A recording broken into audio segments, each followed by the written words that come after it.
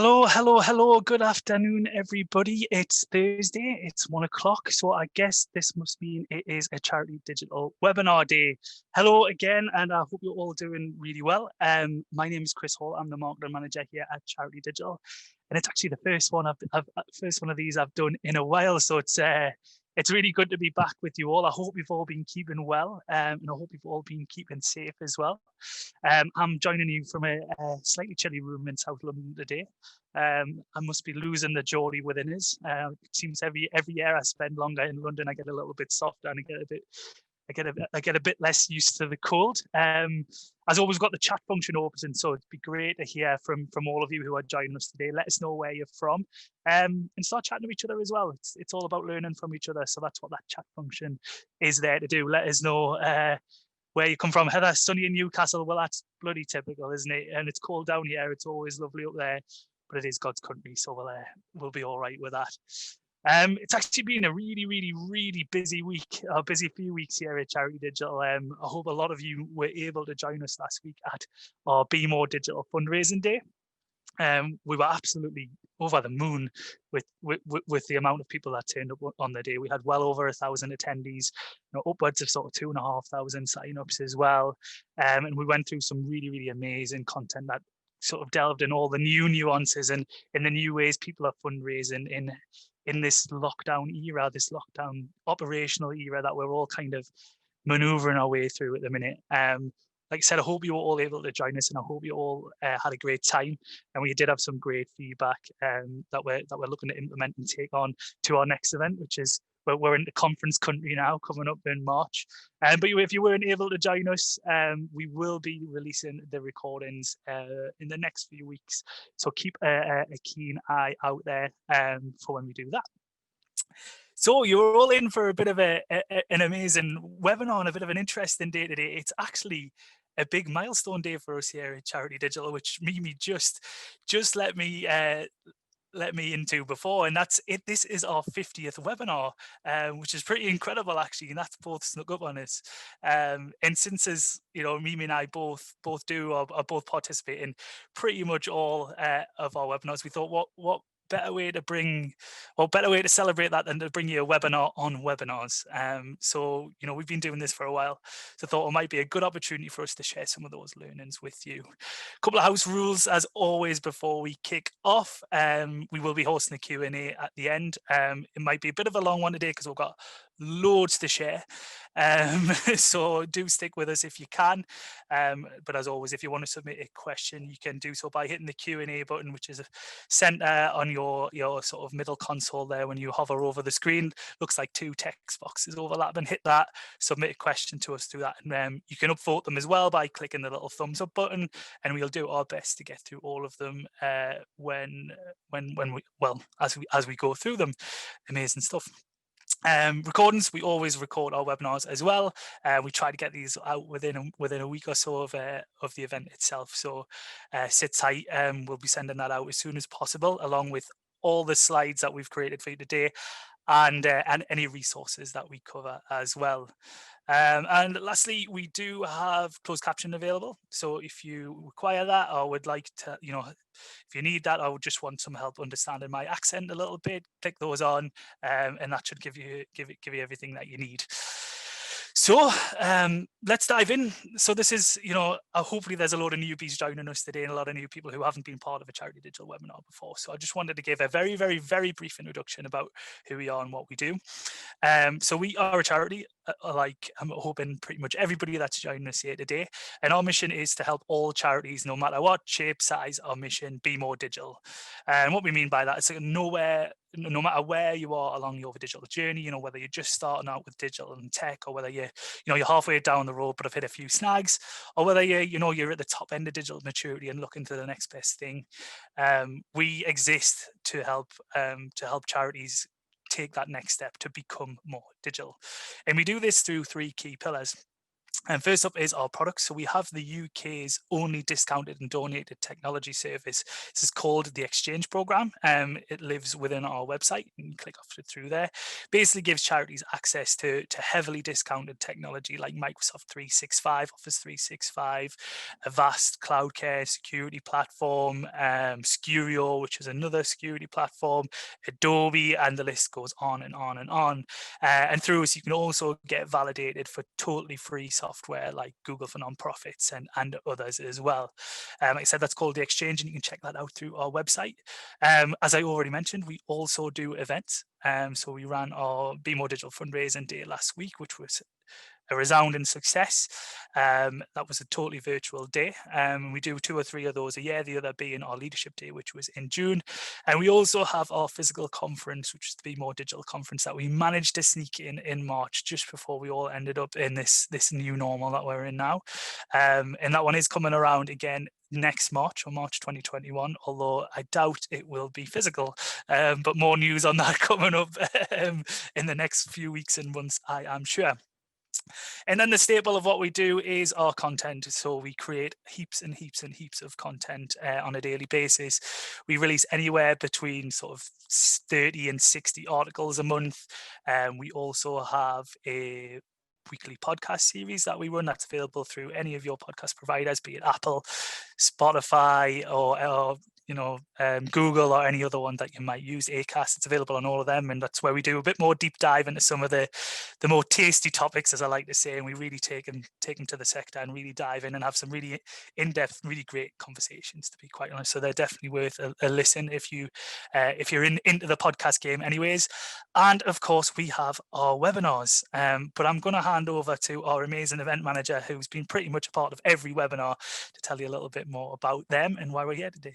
Thank you, Chris. Yeah, it's been quite an experience. So I've been here for 2 years now as an event coordinator, event manager, and I started 2 weeks before our first webinar with kind of no clue what a webinar was, not a tech guru at all, events background. So I didn't really understand how I didn't have a phone on my desk. My phone was built into my computer through Zoom, couldn't really understand any of it. So that's how I started, and I had 2 weeks to kind of figure it out.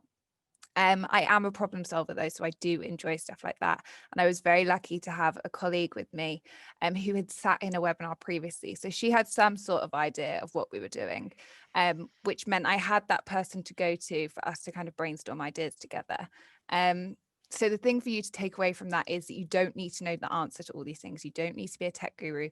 You don't have to know what platform you want to go through. You just have to be willing to give it a go. 2 years on, and this is where we are. So we are, like Chris said, this is our 50th webinar. So is it an anniversary? I'm not sure. It feels like it. I think we can call it one. So yes, welcome to our 50th webinar. We've had over 2,000 attendees join us, some being live, and then also some catching up in their own time from the recording. And all our webinars link back to our mission, which Chris mentioned earlier, which is how we can help charities be more digital. And that is our main focus throughout all of this. And that's kind of why that's the main reason why we're helping you today, of how we can help you be more digital, and then also you can take it to your beneficiaries. Yeah, that's exactly right. Yeah, that's exactly right. We wanted to, what we've been seeing as a result of lockdown and in operating and in delivering services and marketing and fundraising in this COVID world that we're all kind of getting ourselves through now. We wanted to kind of take those learnings that we've experienced over the last 2 years, and the way we deliver them now is completely different to that first one that Mimi done back in January 2019, 2018, whenever it was, that 2 years ago, and even completely different to the first one that I done. And we've been sort of, as we talk to charities on quite a regular basis, and we've been seeing some of the really, really creative ways that charities have been using and leveraging webinars as a tool post-lockdown, or in the new coronavirus world. So we wanted to take what we've learned along with, some of the ways that charities are using webinars to deliver services, be it a counselling charity or, some sort of training or skill building charity to also deliver training sessions within their organisation and externally as well. And we already mentioned that we use we use webinars, to run events. And we're also seeing plenty of people use them for fundraising and network. And I think we were all part of the Zoom quiz boom that happened at the beginning, and then that kind of it took its time to kind of disappear. But I think we're all quizzed ourselves out. There's going to be a whole generation of extremely great quiz masters now, I think. But it's just another sort of way that that showcases the ingenuity and creativity of charities, and that charities are creating new ways every day to come up with new and exciting webinars. So we wanted to kind of take what we've learned and match it with how we've seen some charities, and basically build I basically wanted to bring you a webinar that encompasses all of that and can give you some takeaways that you can take back to your organization as well. It's something that we understand it's not going to be a one size fits all. The way we do it isn't going to work for you. But what we're hoping is that you will find little tidbits within our process that you can pick out that will hopefully you can go back and implement into your webinar program, or go one better and completely start a webinar program if you haven't done it already. So let's dive into it. So we've condensed this down in what we believe to be the 5 steps to create really effective webinars, and those are audience, time, topic, place, and plan. So we'll start at the very beginning because it's often the very best place to start. And like everything, like any piece of content, anything you're looking to create within your organization, your audience is the most important thing to consider. They are what we sort of account for. They are the key to your webinar success. They can help you determine your topic, time, and platform. They basically help determine the rest of it all, and they form the basis of your planning as well. It's essential to make sure that there's interest in a webinar program before you put it in action, and it's really even more crucial to speak to your audience as well. Find out what their interests are, and if so, what's the best time, what's the best platform, and what's the best topics or services that they'd like to hear about. So here's a few things to consider when you're thinking about your audience. So would webinars suit them? I think that's always the best place to start. Where whenever you're thinking about delivering, a webinar program, is it something that's valuable? Is it something that your audience is going to be interested in? If not, and it probably doesn't serve much purpose in doing them. But if they are, then 100% go for it. So it's all about understanding what value will you be adding to them as an audience, and what value you can create for them that they might not know about yet. A lot of webinar deliveries now are about necessity, so it's about service delivery. So it's important to find out the following and speak to your audience to better understand more of this. So when would work for your audience to attend? So I know we initially sort of set out at a Thursday 1 o'clock, which has kind of stuck over time. But in our first year of going through the motions with the webinar program, we kind of did it as and when we had a webinar, and we realized quite quickly that we needed to build some consistency, which I'm sure we'll go into more depth a little bit later on. But that's proved quite vital for us going forward, being able to be at the same place at the same time every week with really valuable content. What topics or content would be most beneficial to the audience? Again, this is all about understanding what will resonate best with your audience, and this will differ depending on your audience types. Again, we'll be coming to topics in a little bit, so I don't want to give too much of the game away now. What platform are the audience most comfortable with? There's a lot of digital platforms out there that can deliver webinars between Zoom, Teams, On24, 23. The list goes on and on. But again, find out what they feel most comfortable with, and then tailor your webinar platform to the specific needs of your audience. Again, we're going to go into this in a little bit more detail, so I don't want to steal too much of the show.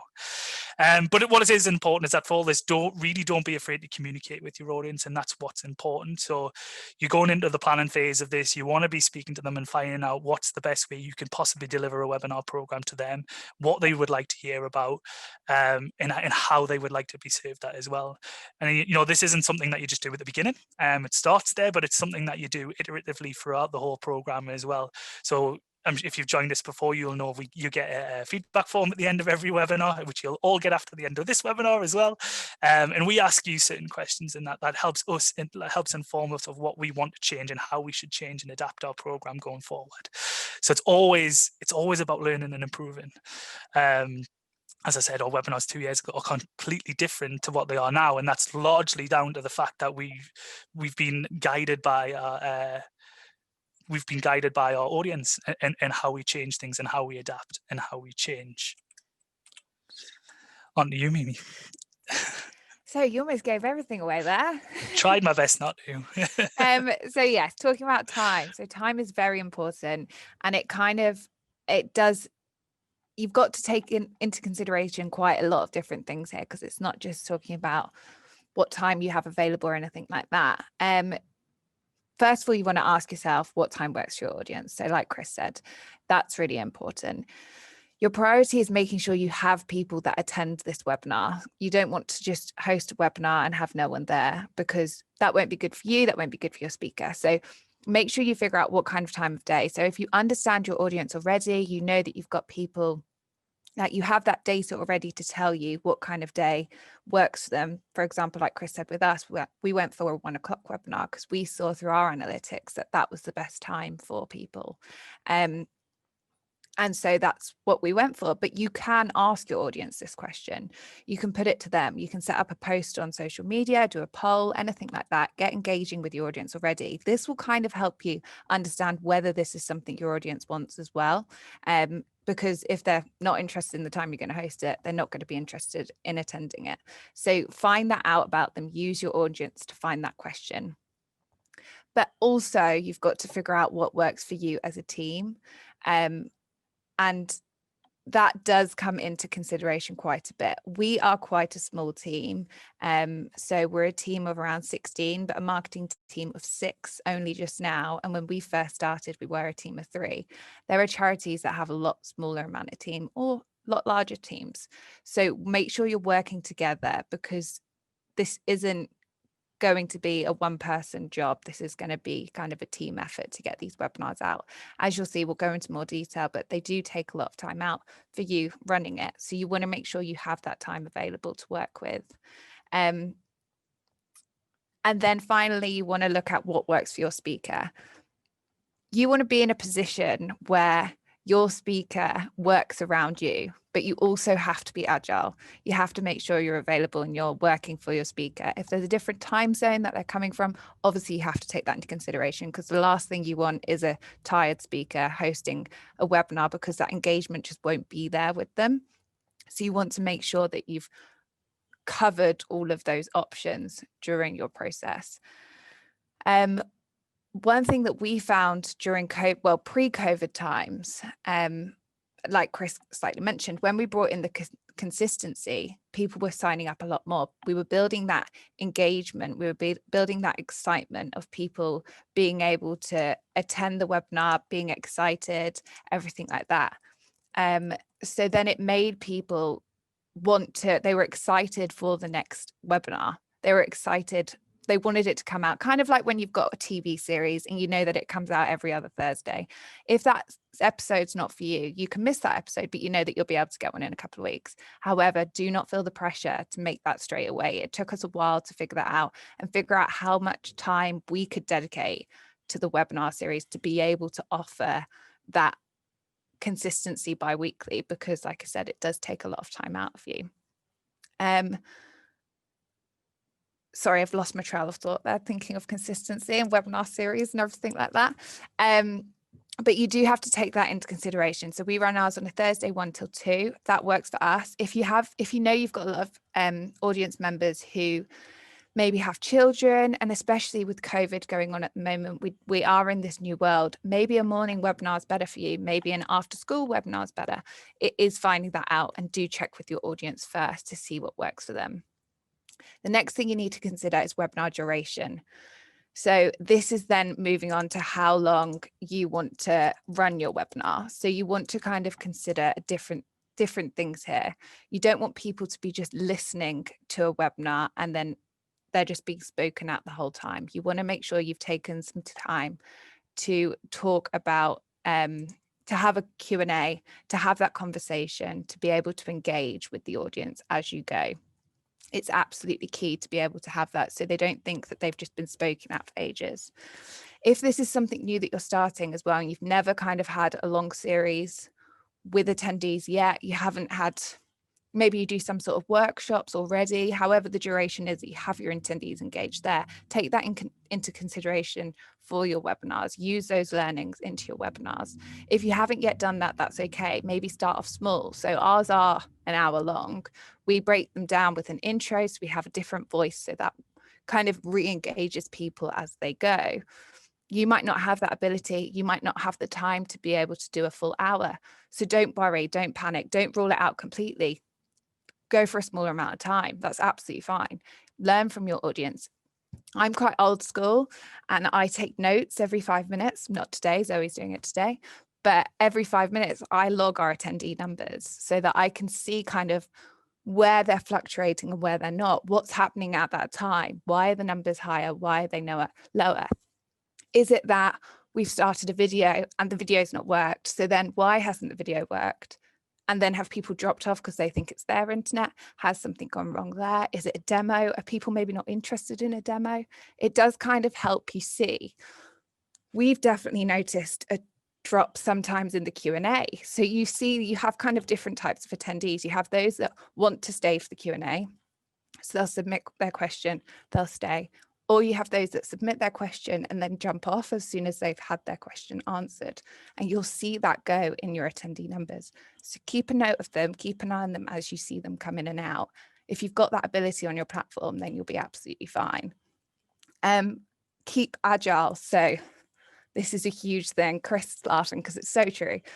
We noticed that during COVID times, webinars became a necessity for people and they had so many questions and people wanted their questions answered. So who are we to take that away from them? So we worked with them. We didn't fight it. We thought, right, let's make our webinars a little bit longer. If they have the ability to stay with us and be online a little bit longer, then let's offer them that. If they don't, then that's absolutely fine. They can jump offline. We'll keep it in the recording. But we started talking to our speakers about this and saying, look, we've noticed a huge increase in questions. We don't want to leave questions unanswered. So are you okay to stay online 15 minutes after, so that if we run over 15 minutes, we then can record you answering those questions. Those people that can stay online can, those people that can't will catch up after. And that's something that we noticed and we worked with. And I mean, I don't want to speak for our attendees, but I think it worked and everyone enjoyed it because then they got their question answered. So listen to your audience, because then they feel like that they're being listened to basically, and that's all they want. They want to be part of the webinar process. Yeah, it's all about value again at the end of the day, and it's all about, you know, it's again, it ties back to everything ties back to point one, which is audience, and you know, the people, you know, whether it's service users or fundraisers or, you know, or anyone in between, or people who are donors, or anyone in between.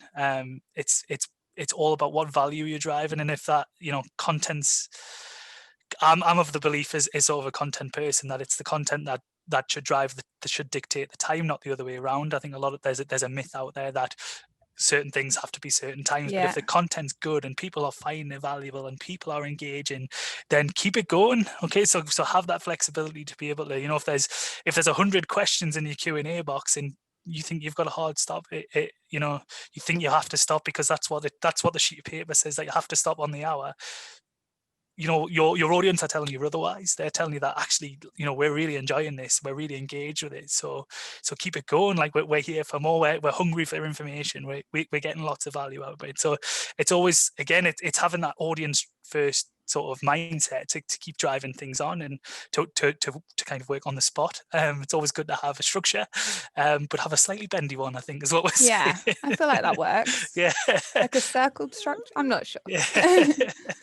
A malleable one. And apologies for the slides, everybody. I'm in the driving seat for slides today, and I think I'm swerving over the road a little bit, so I do apologize for that. Can you tell that we're not normally in this seat? I think that's the issue. We're on the other side of the coin. Yeah, so please forgive us. Hashtag learns and all that. So next up, number 3 on our list is topic or content, whichever way you like to spin it. And while it's it's crucially important to get this right, as this what what people are there to witness, or that's what they're here for. It is a process, and it's fine to understand that, and it's okay to allow yourself a little bit of time. What's important here is that it's actually about making informed decisions from the get-go, using your data, using everything that you can to make informed topic or content decisions, and then learning and iterating on them, kind of as we said earlier. Understand, taking the feedback on board that you get, soliciting feedback in the first place, and then implementing those into your program and into the way you deliver, market, and everything else, all things webinar. So start by asking yourselves what topics or content would be most beneficial to your audience. So we've got a list here of what we find beneficial, but we have a structure in place that supports this through our website. When people sign up, you select your interests. We base our topics off of interests and off of feedback forms that we get. What's trending in the sector at the minute. We like to think we have our fingers on the pulse of the sector. So it's kind of, we bring what we think is relevant, and we obviously tailored a lot of what we did during COVID to support and help people not just get up to speed from a remote operations point of view, but then moved on to what service delivery and fundraising looks like in a COVID world, and then one step again and start telling really inspiring stories and case studies and interesting tidbits that other people and other charities are going through as well. But that doesn't mean that you're going to be exactly the same, and we're fully aware of that. Again, sort of service delivery can it is a big way that webinars are being delivered at the minute, and this can really dictate your topics. You might be quite limited. In that case, how can you make it more valuable or interactive then? How can you make it more engaging and interesting? And there's a lot of different techniques that you can use. Again, I think we'll be going into these a little bit later, but that you can sort of use to heighten up the engagement factor. Engaging speakers is one that always helps. It always helps the audience feel like they're involved. Guest speakers and trainers, again, always works really well if you're someone who's well known, or dare I say influencer or celebrity, those two swear words. That always is a big pull and a big drag as well. If not, you can also do things like polls and really interesting Q&As, and we've even seen the likes of counselling charities integrate stuff like Miro, which is like an online whiteboarding service, so they can actually do tasks and iterate and work as they're going online, as you would in a physical session as well.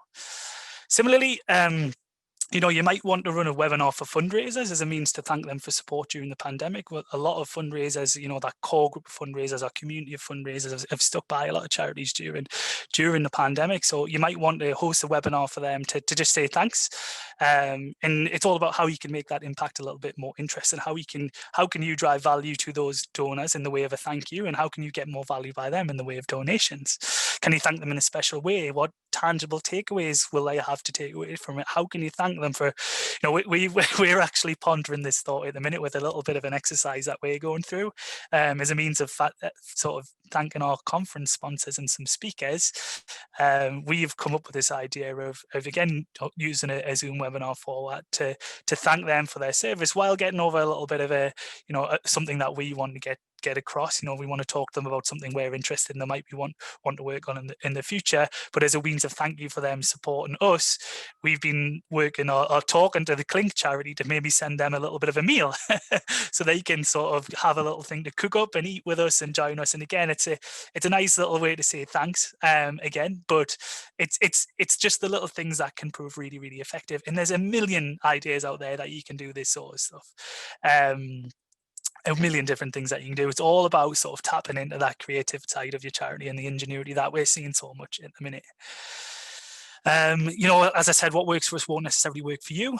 We set our content by interest and seniority, and this provides the targeting for our audience. But while your content will likely be different than ours, the takeaways do remain the same. It's important to put yourself in the shoes of the audience members all the time, and use the data that you collect on your audience to target specific audience based on their likes, interests, and availability. One example that I do use all the time for this is WWF, who my partner works for. So I use that one quite regularly. It's quite it's an easy bit of low-hanging fruit for me when it comes to examples. An example webinar that they might run for fundraisers or donors, sorry, is that they might have high donations to pandas, for example. So they might do a webinar for that audience who donates to pandas.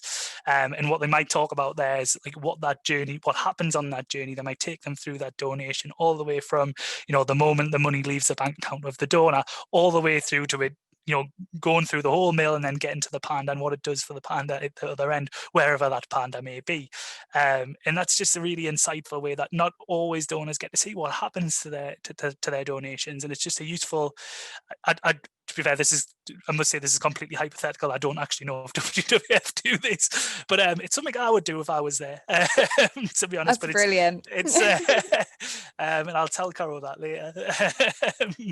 It's just it's a good example of a sort of, albeit hypothetical, how it's a potential way that you could potentially use webinars to the panda pound. I love that. That Great. is brilliant. I think we've done a bit of good marketing there for them. That's brilliant. It's typical, another way of potentially using webinars to reach an audience that you wouldn't necessarily think of.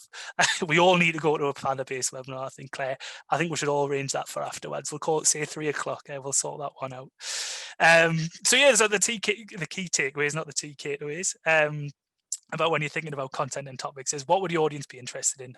How can you make it engaging? And then most of all, be different, be brave, be creative, and learn. It's all about learning. Back to you, Mimi. Lovely. So now we're going to be talking about the place. So as much as this would be similar to your location of your venue for your physical event, I know it's not quite the same, but it is kind of the same. You want people to know about it. You want people to have heard about it. You want people to feel comfortable going to it. You probably have to bring your own food to it, but it will be good. So you want that reassurance. If you're using a platform that people have heard of, people feel comfortable on, you feel comfortable on, everything will go a little bit smoother as well, because you're not learning at the same time that you're trying to help the sector learn or your audience learn or anything like that. So that's what you've got to take into consideration. 2 key things here that you want to talk about are, like I just said, are you comfortable with the platform? So that's a big thing. I'm repeating myself. I sound like the worst speaker ever. I'm sorry. You want to be comfortable with the platform. I need to emphasize this because it does scare me. I used to use a platform that I didn't know very well, and it comes across to your audience. It does, because of the fact that they know that you feel uncomfortable, and if they think that something's wrong, they'll get those vibes. It will be virtual vibes, but they'll still get them. And you want to make sure you're looking after your speaker. If it's an internal or an external speaker, we'll go on to roles and responsibilities shortly, but the person who's the back of house person is not going to be the same person that is speaking. So that's kind of where you've got to kind of make sure you've got that clear role. As a back of house person, you want to make sure you feel comfortable with what it is that you're producing. Asking what do others recommend? Again, you can go back to your audience about this. You can ask them, you can put it in a poll, list the platforms that you know about. You've done your own research, you're trying to decide, you feel slightly comfortable with all of them. So put the question to your audience and ask them. And that might not mean that's the platform you go with, but that gives you a bit of insight of where your audience feel comfortable and where kind of you fit in among everyone else. Chris mentioned a couple of good platforms previously, which I'll go back onto in a moment, but just want to point out the key considerations that you need to think about when you're trying to pick your platform. So the webinar production, you want to make this as smooth as possible. You want to keep your speakers separate from your attendees so that you can essentially identify those in advance of the actual session. The last thing you want to do is, as you're going into I keep getting distracted by the great quotes in the chat. It's brilliant. As you're going into the session, you don't want to be then identifying your speakers, because they may get lost in the high number of attendees, assuming you're going to have really high number of attendees at this point. And you just want them to feel comfortable. You don't want them to be panicking, because if they're panicking before they come on air, then it's all just going to be too much for them. So you want to make that as smooth as possible. We're going to go into planning in a bit, but you want to start planning this and preparing speakers for this journey as soon as possible. The audience sign-up experience and integration to your website, this is so important. Not everyone has this right yet. We are definitely still learning on this, but you have that integration where you've got your sign up process on your main site. And then for us, we ask you to register on Zoom. That helps us post webinar so that we know who kind of converted to the event and who signed up but missed it, to help on that side of things. But there may be a platform out there where you can have that all linked into one, and that will make that even smoother for your attendees. So then that process of them converting on the day will actually be a little bit higher, because of the fact that it's such an easy process for them to go from A to B. Security and data handling. Now, this is a big thing and you have to be careful with this. I'm quite hot on this with the team, with all GDPR and everything like that. And you've got to make sure that you've got those, kind of what data you're dealing with. Zoom did get a bit of bad press at the beginning of lockdown with this. And we spoke with our friends at the NCSC, who if you're a regular webinar attendee, you would have spoken them to. And we found out whether it was a good platform that we could continue working with. And they reassured us that it was, and that Zoom had put in the security and the right security processes in place. But if you choose a different platform, make sure you look into that. Make sure you know what's happening with your attendees' data as it's coming in and everything like that, so that if someone was to ask you, you can answer that question.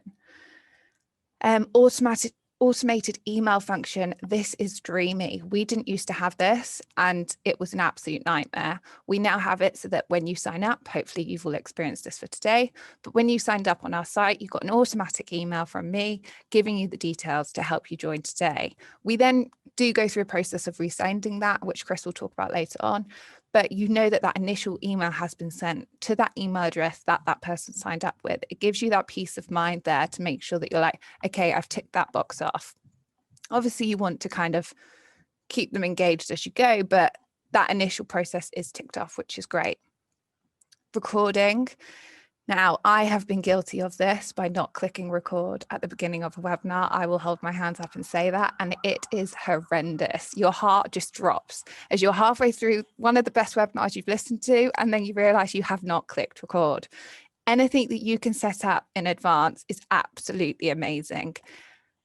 The start of a webinar is literally like you're making an English breakfast. Everything kind of just is ready at once, and you're live and it's going, and you're like, okay, I need to get this, do this. You're in 10 places at once. The last thing you want to be worried about is if you've clicked record or not. So if you can set that up in advance, that is amazing. If not, get a massive post-it, put it on your laptop with the words recording so that you click that button, because asking your speakers to do the whole webinar again, it's horrible. You don't want to do it. We can laugh now, but we weren't laughing at the time.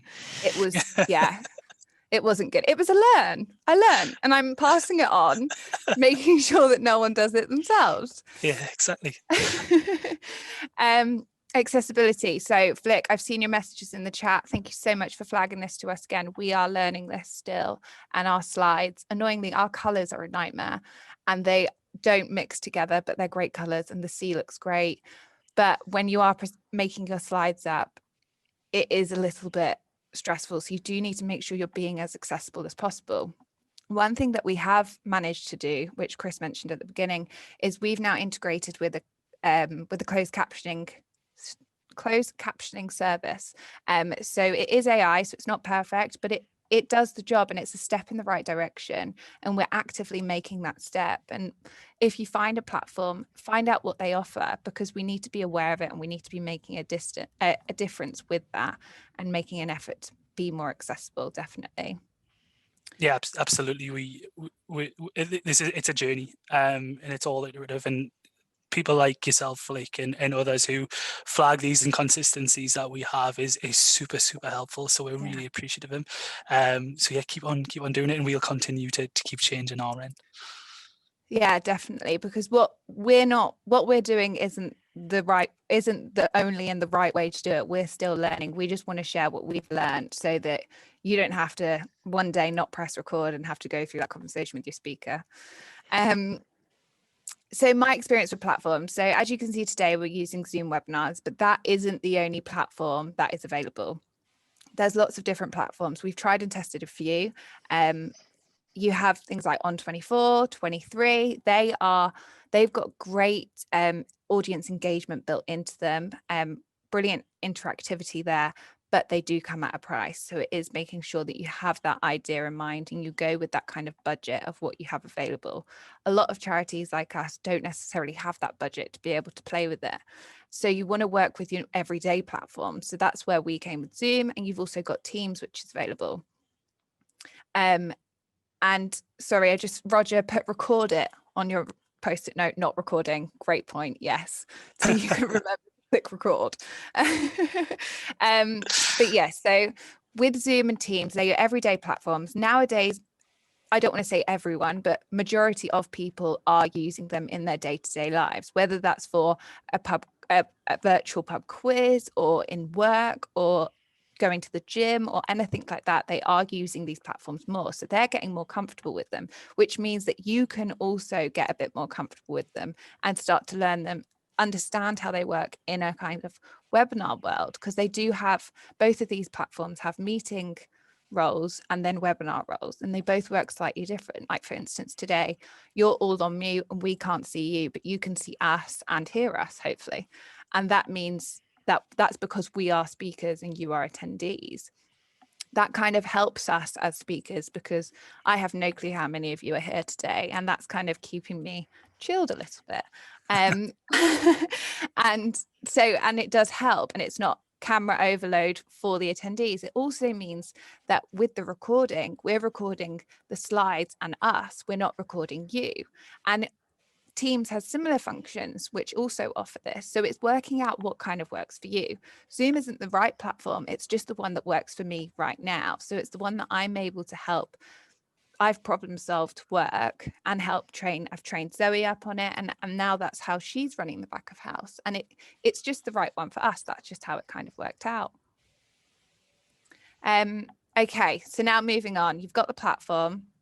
Now you want to be engaging. So you don't want to just talk at people the whole time. Have one voice, one person, one set of slides, same colors. You don't want that. You want to be as engaging as you can. So Chris already touched on this a little bit, but you do have the option of polls. So you can use those to then kind of develop, they can then process, so they can develop your webinar, basically. You can put a question out to the audience. So for instance, I could have used one just then saying, what platform do people enjoy using more? Teams, Zoom, On24 or 23? Put a poll out there, you could have all voted. That then helps me continue my discussion with that platform and kind of what I know about each one. So you can do that, and that can develop the webinar a little bit more. That helps the attendees feel like they're engaged instead of the fact that they're just sat listening to something like they're at the cinema. Slide sharing, that helps. Obviously, if your slides are accessible, it's always good, but slide sharing does help because again, it breaks up that screen. As much as people want to see your speaker, they do. It does also break up. You don't want to just constantly be looking at mine or Chris's face. What are you going to gain from that? Videos are great. However, do be prepared to share your sound, your computer sound with a video if you play a video, because we've learned from the past that's happened. Speakers can hear it because it's playing on their computer, but the attendees can't hear it. So you almost need to prepare your speakers to then talk over that video and be like, oh, apologies, video's not working, let's move on. So that it's not attendees that feel like it's an issue their end, because they'll just drop off. So again, this goes back to me keeping a log of things that are happening. If you note when a video plays and you can see that all of a sudden there's a drop, it makes you realize that something's wrong. Maybe videos aren't right, but look, you kind of look what works for your attendees. Q&A, really important. Like we said earlier, it just brings that engagement with the attendees. So they feel like their voice is being heard. Technically on a Zoom webinar, their voice isn't being heard, but we're the ones asking the questions to the speaker so that we're sharing that question, because we all learn from each other. And that's the only way. We don't know everything at all. I'm not an expert at all, but we know enough to be able to talk to you, and then hoping, well, I can see there's a lot of questions in there already, hoping then from those questions we'll learn. And then the audience chat function, you're already using that loads today, which is brilliant. And that's where you can share your knowledge with one another, which is really beneficial. Lovely. So now we're going to move on to the big one. I've just noticed the time. But let's move on to the plan. We'll kind of go through this a little bit faster and then hopefully answer your questions. We did say it was going to be a long one. We did. But don't worry, we'll record it all so that you can catch up if you do have to leave on time. So I mentioned it briefly earlier, but you do need to allow for time for your plan, because webinars aren't just a one-day thing. You can't just rock up on the day and expect everything to go well. That would be so good if you could, but it's never going to happen. We tend to say plan 4 weeks in advance. Again, this is just what works for us. This isn't going to be a work for everyone. You get to know your speakers, you discuss the topic. Don't forget to be brave. You know your audience. So your speaker will know the topic and they'll know how to talk about that, but you can know how your audience will digest that topic. So talk to them about that. Don't be afraid to share your knowledge. That's what you're there for. Obviously, if it's an internal speaker, they'll know just as much as you. But if it's an external speaker, share that. That's what this conversation's for. Once you're happy, you've got to believe in the webinar if you're going to start promoting it. That's what I feel. Once you're happy, then you can start promoting your webinar. I'm going to hand over to Chris to talk about that in a second. But before I do that, I'm going to talk about roles and responsibilities really fast. So we tend to work in a team of 3. So we have a back of house, which is Zoe today. Zoe's role is to essentially look after you as attendees. Any questions that you have while we're presenting, she's responding to you so that we don't need to worry about that, because the last thing you want is us to be typing while we're trying to present. You have your host, which will normally be Chris or myself if Chris is off. And then and their role is to kind of communicate with Zoe, but also look after your speaker. They're there to kind of be your speaker's right-hand person. And then your speaker is there to present. That is their only responsibility. That's all you want them to worry about. Whether it's an internal or an external speaker, that's what you want them to focus on. So your host kind of jumps in to help them with the Q&A, anything like that, just to kind of make it a little bit more interactive, a second voice, if you like. Go on, Chris, your turn. Over to me. So yeah, this is the point, sort of 4 weeks out from W day, as we'll call it, webinar day. This is where you really start to define what your webinar and your promo plan is going to be. So this is, what is your content going to be about? You've chatted that through with the speakers. You're starting to develop a narrative and a story and look at exactly what that's going to be about. That will then inform, help inform, who your personas, your audience personas and targeting criteria are going to be. And then off the back of that, you can start to planning how you're going to promote it. So is it going to be via email? If so, how many emails are you going to do? What duration are you going to do them? Are you going to send one a week up until the email, up until the webinar, sorry? Or are you going to send, one every fortnight? Whatever you find works best for you and whatever you find your audience likes. We tend to work on a 3 email prong. Which is sort of initial announcement, a why, and then sort of 15 minutes to go one. We'll dive into that when we get a bit further into the plan. But again, it's all about what works for you. Are you going to use social to help promote it? Can you get creative for that? If so, how many social posts are you going to do? Are you going to do something different that makes your webinar stand out and gets out there?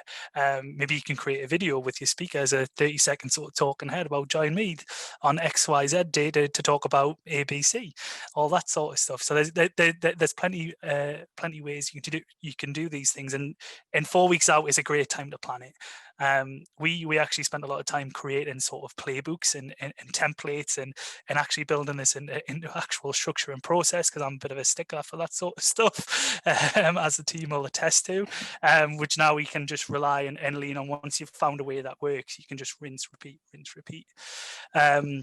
As Mimi said, you need to figure out who you need to pull in and be involved, which people within your organization, what roles are going to be assembled. Do you need any additional speakers, anything that's all worth considering at this point? And again, what can you get your speakers to do for you as well? They're a huge part of the webinar. So how can they help with your promotion and marketing? Can they share within their own networks? Can they create some collateral for you to help spread out, as I said, like a video or something like that? Anything they can do to make it a little bit more engaging and interactive. And for services, like a lot of services are being delivered over webinar, the key thing to consider is how can you ensure your audience is going to attend? how can you make sure people are getting your communications? Can you create like maybe a separate webinar service Facebook group, or a WhatsApp group, or maybe there's some other way that you use to communicate better with service users that can make sure you can optimize how many people are getting there. Because again, it's all about driving them that value and creating that value for them. So making sure that they're there on the day is critical, and we'll be diving into that a little bit more as well. One thing to add as well, Sarah, do not worry. If you're 2 weeks out, that's absolutely fine. You just make that change now. Have an email with your speaker and talk to them and find out what's going on, see what their topic's about. You can do that via email, or you can have a quick 10-second call just to 10 minutes call just to kind of chat to them a little bit and find out a bit more about that topic. So 2 weeks to go. Recap with your speakers, review the slides, and almost use this as a time to run through the webinar process. So I set these up as a webinar so that the speakers go through that webinar process while we're doing the practice. It's no extra skin off their nose because they will be going through this anyway, but it's a peace of mind for me. And I bring on board the host to do kind of a meet and greet or anything like that, just to kind of start that process, so you know that on the day people are going to get to the place that you need them to be. As someone's already mentioned, there's like a green room area on Zoom, which allows you as speakers to join a little bit earlier. We'll talk about that in a little bit, but you want to be able to make sure that your speakers can join as speakers and they don't get stuck behind the webinar wall as attendees and can't actually present for your webinar. So you want to go through that process. Depending on the platform that you're using, make sure you know what that process is and sign people and go through it with your speakers so they're feeling more and more comfortable, and do this with the team that you're working with. So Chris, at this 2 weeks point, what do we do on the marketing side? So with 2 weeks to go for us, we like to think we're in full marketing flow by this point. We hopefully got everything you needed from everyone that's going to be involved, and you should have some signups already. So this is when you really drive home the value that you're going to create and the importance of why your audience should be joining. Again, it could be whichever format that you've determined in your plan. This is always a big email send for us that goes to our target criteria. So we continue to push through there, but really emphasize the why should they come, and why should this be top of their priority, and why should they basically commit an hour of their day to spending some time with you, as lovely as we are. It is always a big ask, so that's what we've found that works well for us. It might be slightly different for you, but again, you might take something out of that'll help sort of interact, and you can interpret into your own webinar process. Yeah, but at this point, it's driving it home. Continue to push and understand the data, and checking on signups and seeing how you can get more. And you can get that why from your speaker when you're doing that webinar process with them. Say to them, I'm sending out another email. Why should people attend your webinar? And get them to help you. Okay, so 1 week to go. This won't, but it should feel like the calm before the storm. There won't actually be a storm. It'll be fine. But that's where you start to kind of settle in. You're like, I'm ready. I feel confident. I know my speaker's gone through this process already and they know how to do it. Hopefully it went smooth. But just do it again to give you peace of mind. And if your speaker has availability, if they didn't have availability on your 2 weeks to go, this is your kind of contingency week. So it's like, no, I need to see you this week just to kind of check in, make sure you know how to get on. Everyone will say, I use Zoom all the time. I use Teams all the time. I use On24 all the time. I know how to use it. I'm okay. Don't worry. That they do. It's brilliant. But give yourself peace of mind. Be that annoying person. Like, you have to, because then when you know that when it comes to the webinar day, they know how to get onto that webinar. So in that bit before, you don't get that panic email of, I don't know how to use the platform. How do I log in?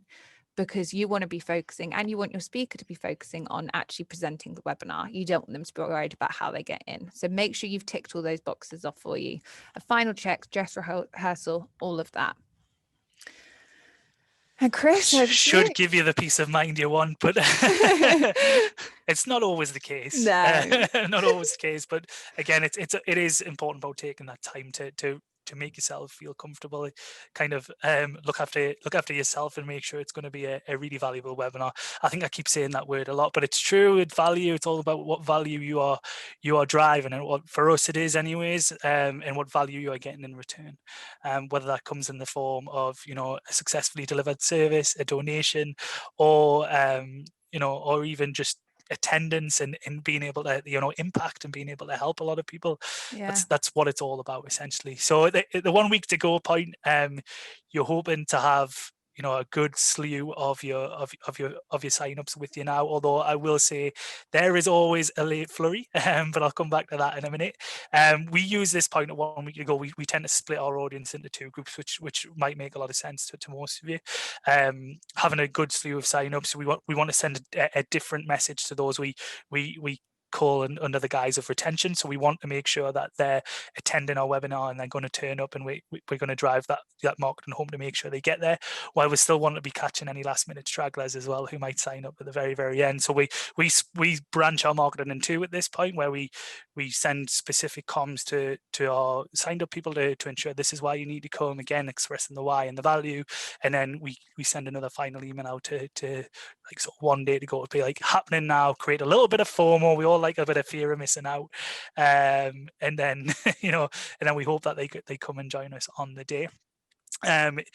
You always get that last minute flurry, as I said. So as you'll have found today, hopefully, I think it all went out, although there's a bit of discrepancy about timelines that I can see in the chat. But I promise you, it did go out at 1:45. We always send that 15 minutes to go email, and this is something we learned from someone else who's fantastic at webinars. We went to a webinar day, which is an event hosted by On24, which is a webinar platform that we've mentioned already. And this is something they kind of turned us on to, and we're like, this is the most important email. And you know what? They were right. So we track all our email data and collect it all to see what's performing well. And by far our best performing email every week is that 15-minute to go email, highest open rate, highest click-through rate, basically because that's that final reminder, that's that final catch to make sure that people get there and people are turning up. So it's always important. It's kind of the critical important step. But in any communications, it's all about driving forward the value, why they should be there and why they shouldn't miss out. So if we leave 1 week to go, I believe that brings us to today, doesn't it? I think so. So the webinar day is here. Woohoo! This is when you are celebrating. You've prepared for this moment. Everything is in place. Do not let it overwhelm you. Nerves are good. They keep you on your toes. They make sure you don't forget to press that record button, because you're checking everything. So they're good. You don't get complacent. Oh, Toby's asked what's FOMO. Fear of missing out, Toby. Chris loves it. He uses it all the time. So sorry, back to webinar day. Make your own checklist. So there's a process that you go through as a kind of back of house webinar person. You are kind of setting this up, and it's your own mini event in a way. So get yourself a checklist. Make sure you're talking to your speakers in that pre-webinar sync. If you have that green room capability, then have that conversation with them in there, where you can check your microphone, check that the camera share works, check internet connection, check your screen share. If the internet's not working, they may have to turn off their camera, or someone else take hold of the screen share, because that has a play with it. So just run through those things with them. With the microphone, they can't hear themselves. You can hear them though. So don't be afraid to say, oh, can you just move your microphone up? Like, can you just move it down? Anything like that.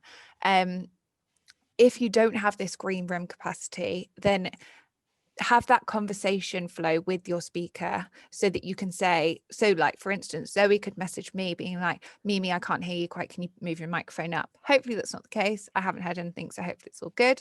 But if that is the case, that's how you can have that conversation. So have that direct link with the speaker so that you can have that.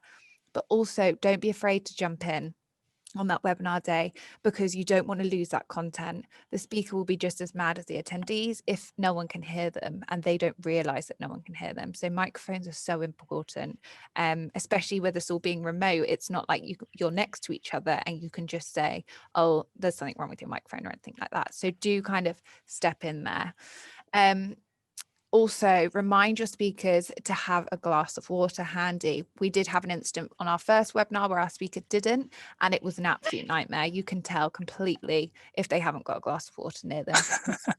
It's thirsty work, this. I mean, I finished my whole bottle. But yes, so they're just key takeaways for the day of. You've done all that. Everything should run through smoothly. So keep that interaction as you go with your attendees. Lovely. So Chris, what do we do on your side on the webinar So day? I just realised I kind of jumped the gun, didn't I? I was You talking about the did. 15-minute to go email in the last bit when I was actually meant to talk about it in this bit. You can just tell I'm getting a little bit more excited. I was far too excitable. So yeah, by webinar days, you realise you've got sort of 3 types of audience members, which is, those who sign up way in advance and are always planning to attend, and those who sign up and don't attend, and those who sign up on the day of the event and attend. So that just kind of reiterates how crucial that 15 minutes to go email is.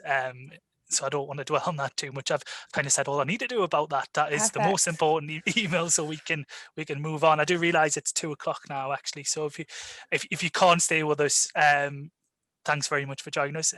We will continue. We are at 49 questions, so we're going to do as well best we can to get through all of them as well. We will find the time to record them at some point if we don't get it all done today. But yes, we will continue. If you're willing to stick with us, we will continue to go as practice what we're preaching, all that. So post-webinar blues are a real thing, especially in this virtual world where you are sat in your bedroom, in your makeshift office, on your own. Post-webinar blues exist. Look after your speaker. As soon as that webinar ends, they're then sat there like, gosh, that was draining. What's next? It would have been a brilliant webinar, but it still takes it all out of you. So talk to them, kind of do like a debrief afterwards, whether that's on the same line or you set up a different call or it's a little bit later. Just make sure you touch base with them, because then they feel like they haven't just kind of given you everything and you've just taken it and that's it. Like, look after them.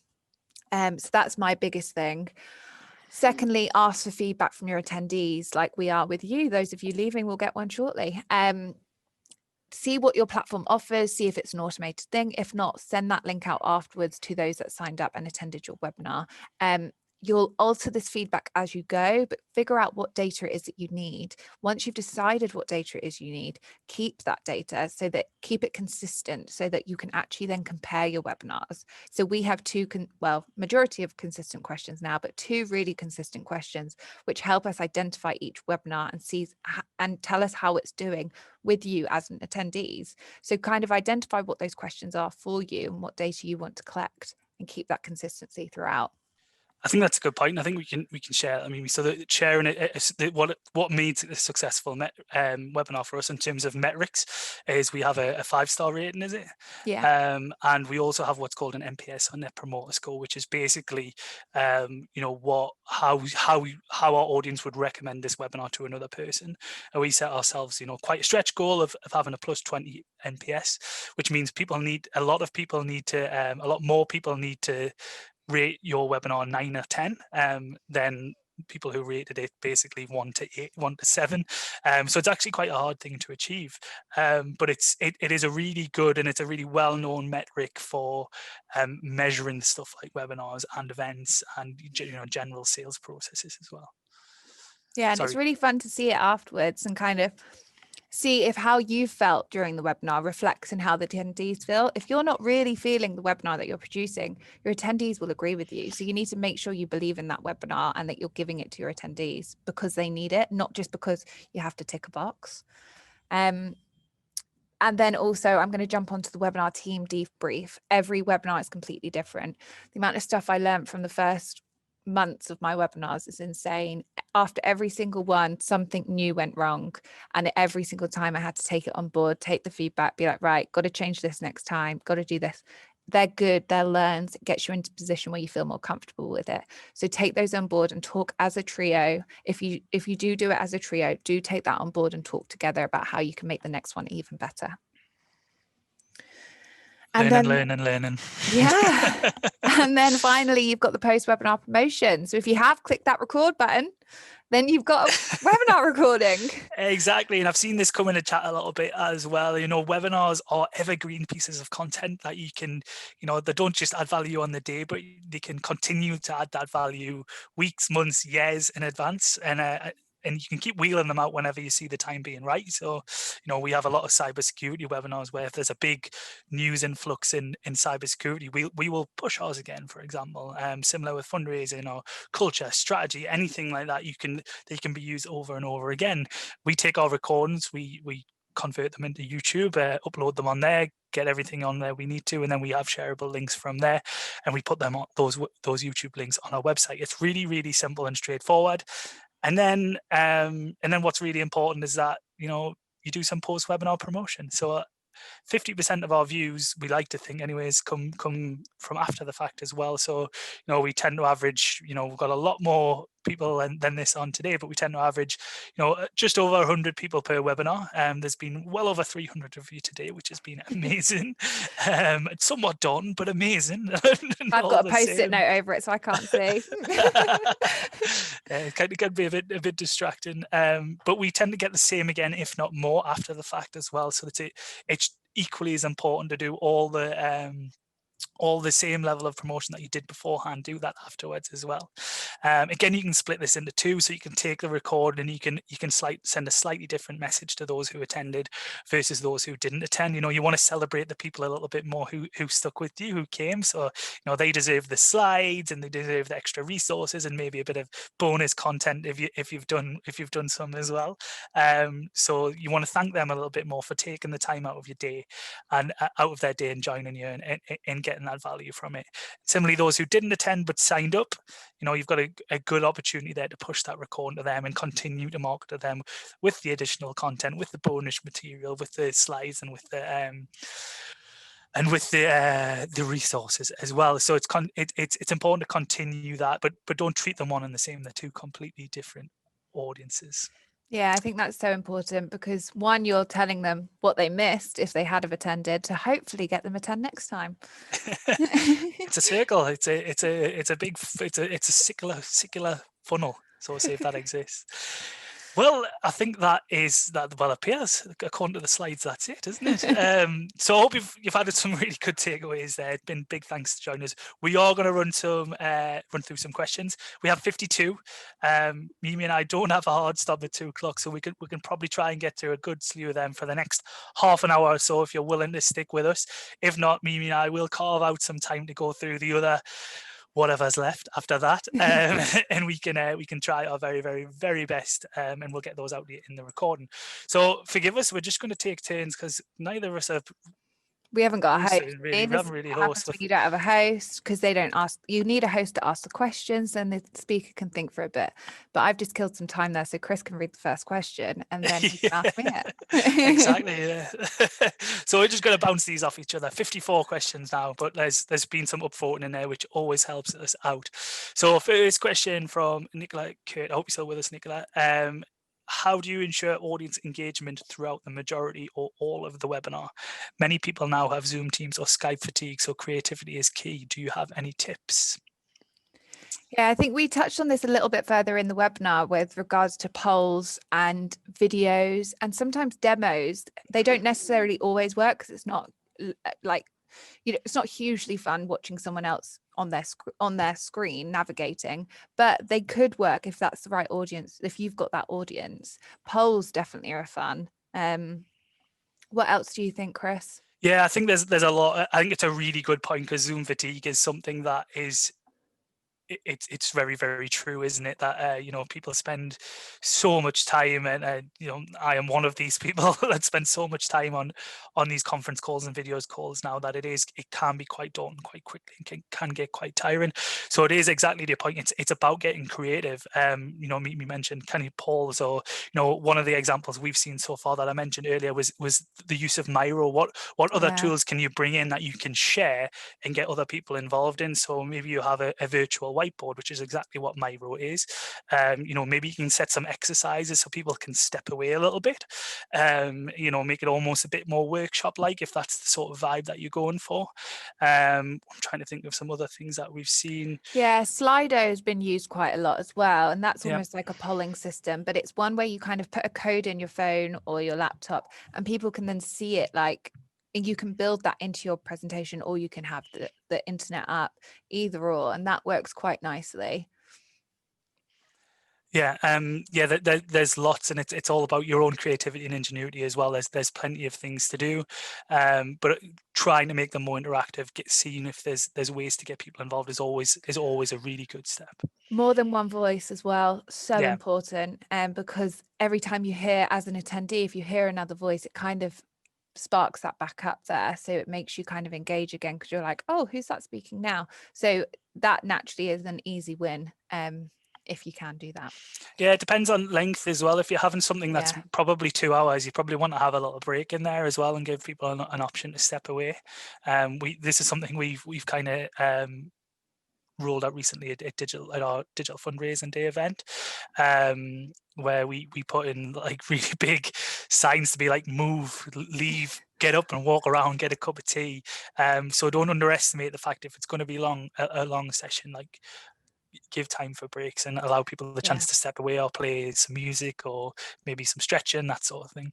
And the beauty of a webinar is that your attendees can multitask, and not multitask by doing their work at the same time and having a double screen, but actually take you with them to make a coffee, take their laptop with them if it is a laptop they're using, or like have you on their phone, go for a walk, anything like that. So get people to do that, if it is a longer session, definitely. Lovely. Ask me a question. Question from Jade. Any tips on engaging with an older audience demographic who might be interested in the webinar but not comfortable using Zoom or online platforms? Yeah, so I just saw this one, and it actually reminded me of a story that's quite close to home, and I'll come to that in a little bit. But it's exactly about your audience. If your audience is an older demographic and might not be comfortable using Zoom, ask them what they are comfortable using, Jade. They could be, find that there's a lot of people on Facebook. So Facebook Live, for example, might be your best webinar platform, or something else that fits that vibe. Maybe it's Skype. Maybe they still use Skype, that type of thing. Or YouTube. YouTube does live streaming as well, and that's what made me think my grandma, she tiles into her church services via YouTube. Oh, brilliant. So yeah, they stream them live on YouTube, which again acts as a webinar platform. So she gets to go to church like she would do, not like she would do, but she still gets to go to services and gets to see a mass and whatnot. That's incredible. Just by using YouTube. So that's again a great example of a church that's figured out what's easy using. YouTube is really user friendly. Just one link click and it pops up, especially for someone who's slightly older, let's say.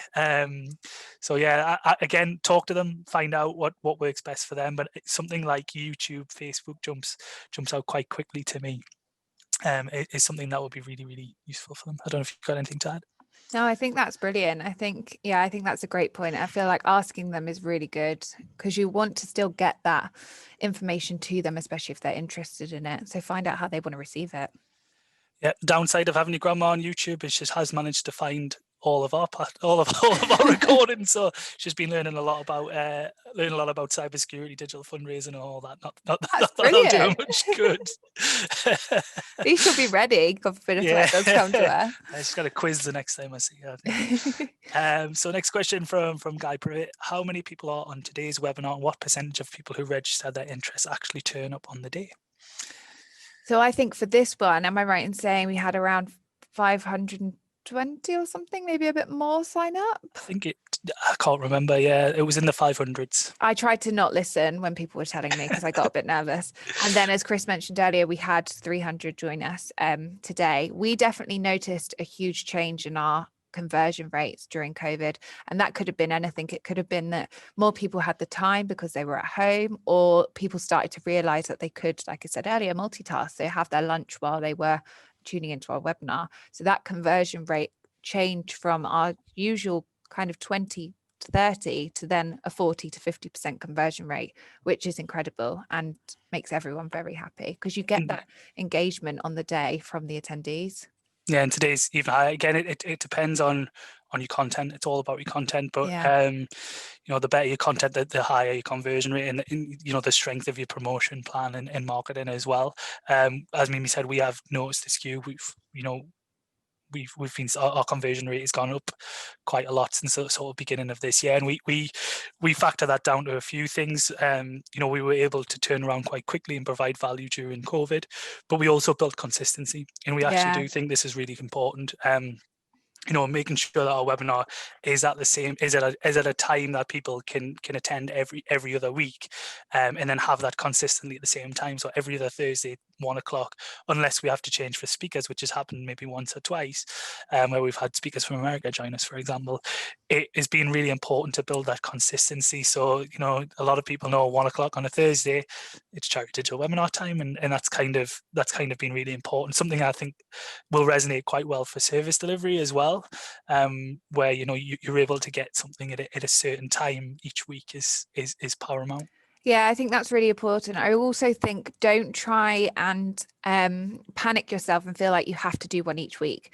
Doing a monthly one, doing a bi-monthly one, absolutely fine, also brilliant. It's easier to add webinars on than it is to take them away from people. So start with a bigger gap between your webinars and then sneak another one in every now and then.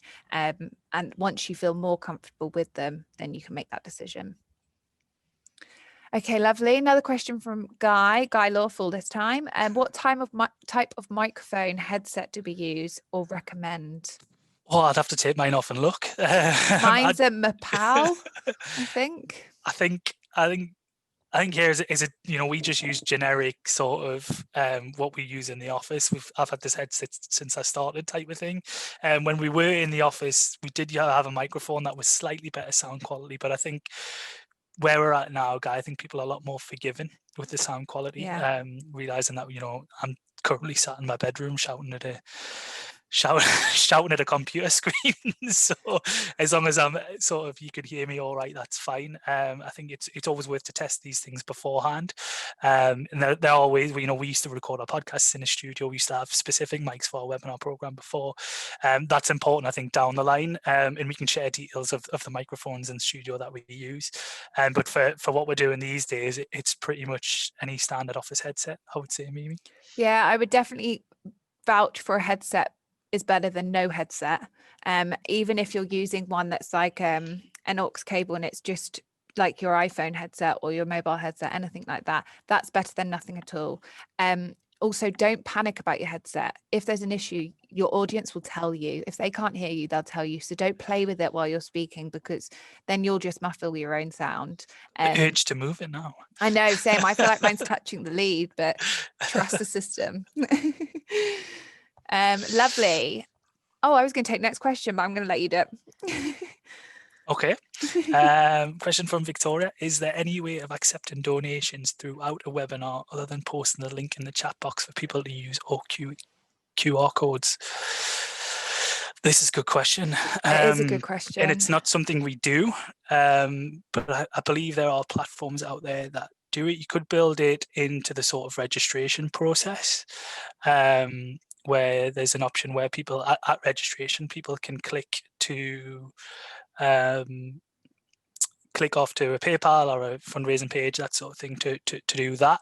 I'm kind of trying to think on the spot here, because it's not something we do. It's something we might be considering going forward, but not at the minute. All our content is free, and we don't traditionally solicit donations. So that's an interesting one, and one I might take away and look into a little bit more. I'm sure there'll be platforms out there as well that you might have to pay a little bit more for. Unfortunately, that'll have this sort of built into them. In the integration, I was thinking it's probably something that On24 probably has built in somewhere. Don't quote me on that. I don't necessarily think it is, but it could be, because something that's built kind of in the page. Yeah, it's an interesting one. Sorry, we can't give you a bit of a better answer than that, Victoria, but I will take it away and have a look into it, and we'll probably knock up an article or something about it, so keep your eyes peeled. Lovely. Question from Jade. Can you recommend any tips for implementing a pricing structure for webinars? People seem less willing to pay for online content, and it would be great to know more about accepting donations. This is a good question. Yeah, it is. It's an interesting one, I think, because we recently, if you attended Digital Fundraising Day, we recently asked our audience, would they be interested in because our conference in March is normally a physical conference, there's normally a ticket behind it, and we're looking at options for the upcoming conference. And we actually asked our audience the question, would you be willing to pay to attend to one of our sessions? And the response we got was actually different to what we expected. People were willing to consider it based on the session we were offering. And I think that kind of something that you can ask your audience and kind of see what they would be willing to do. Yeah, again, I think it drills down to content. And you've got to build credibility, I think, as well, a little bit beforehand. Again, all our content's free, and we solicit sponsorship and other types of revenue to be able to bring really, really good free content to people. So while we might be experts in webinars, we're not totally experts in monetizing them. No. At all, but there are ways and means you can do that. Again, I would recommend seeing if there's appetite to pay for content out there. In terms of building in a structure to be able to support that digitally, there will be, again, it's finding a platform and a process that works for you, but it's going to be iterative. Zoom, as far as I know, you'd have to probably treat it like a bit of a guest list scenario, so that might limit your numbers a little bit. Teams, I imagine, is probably the same, so you'd have to admit people based on the fact that they've paid and their name matches the reference or something like that. A bit, some of these more expensive platforms might have something that's built into it a little bit more. But again, this online event world and monetizing webinars and that sort of thing, it is new. Even like networking, for example, is still something that hasn't been solved yet. So it's a matter of time before someone does make something that does it, but we don't know of any yet, is kind of what I'm saying. But again, leave it with me, because that has got me thinking of an interesting article we can go after. Oh, poor Aidan, he's got loads now. But it's the same one. Lovely. Lisa's do you want to keep going? I'm enjoying it. Yeah, on, I quite like it. I'll just go. Keep asking. So Lisa's asked a question.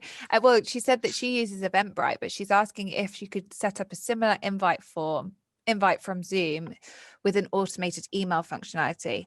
I do actually know the answer to this with regards to Zoom, because I found this the other day, and you can set up in the back end of Zoom an automated email. So people, instead of having, this is just for Zoom also, I'm sure it does the same on other platforms, but if people have registered directly to your Zoom webinar, those people get put into like a little data bracket in Zoom, and then you can send them a 1 hour to go or 1 week to go from the webinar date and time through Zoom. It's not that nice of an email. It's very much your basic information, black and white, there you go.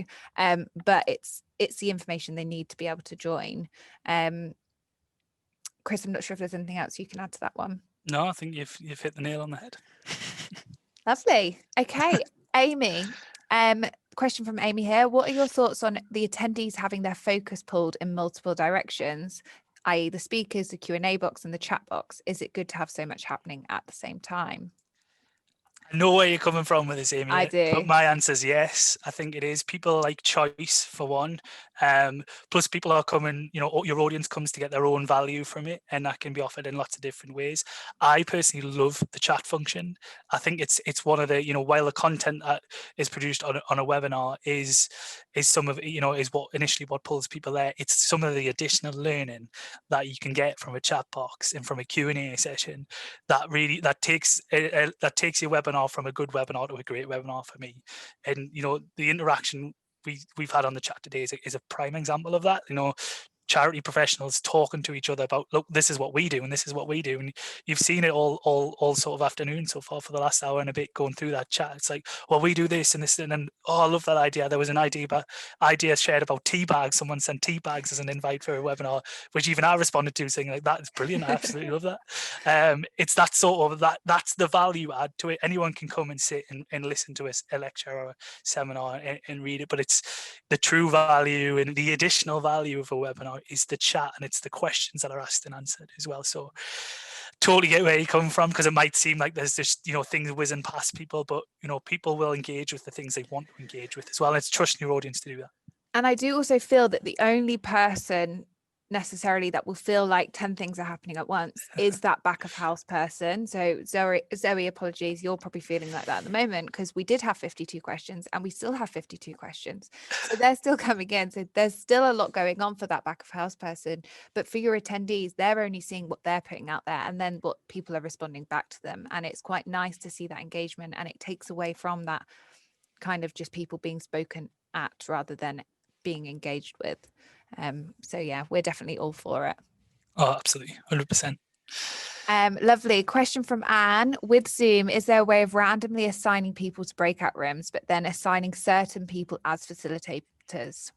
I'm probably gonna let you take this one. So yes and no. So you can let people randomly assign themselves. So you set up a Zoom meeting rather than a Zoom webinar.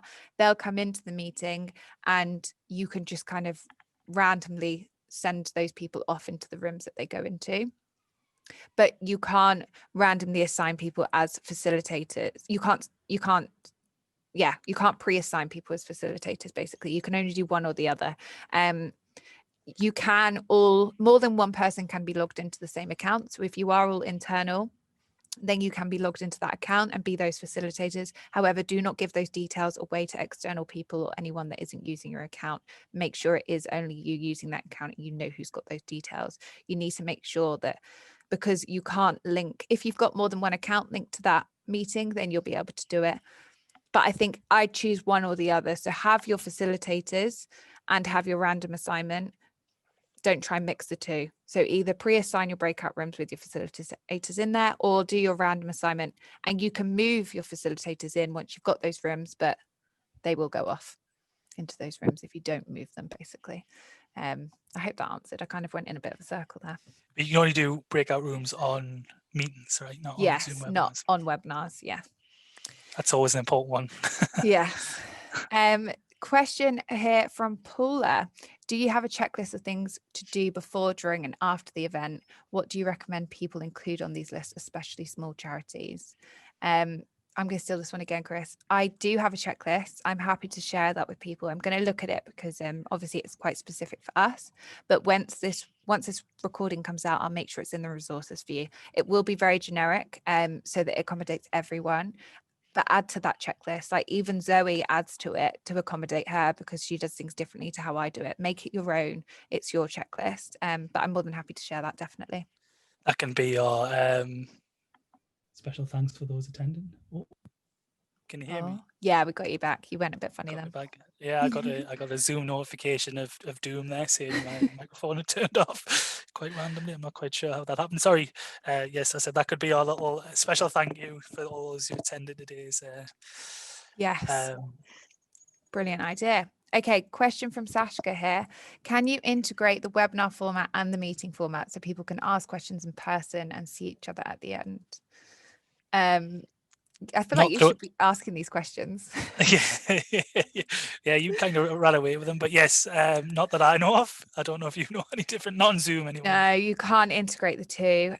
So you can set up a second one. So like what we did for Digital Fundraising Day is we had the Zoom webinars running all day, but then a Zoom meeting link in addition to that. So for our extended Q&A from Digital Fundraising Day, people left the webinar and went into the meeting to be able to chat with their cameras on.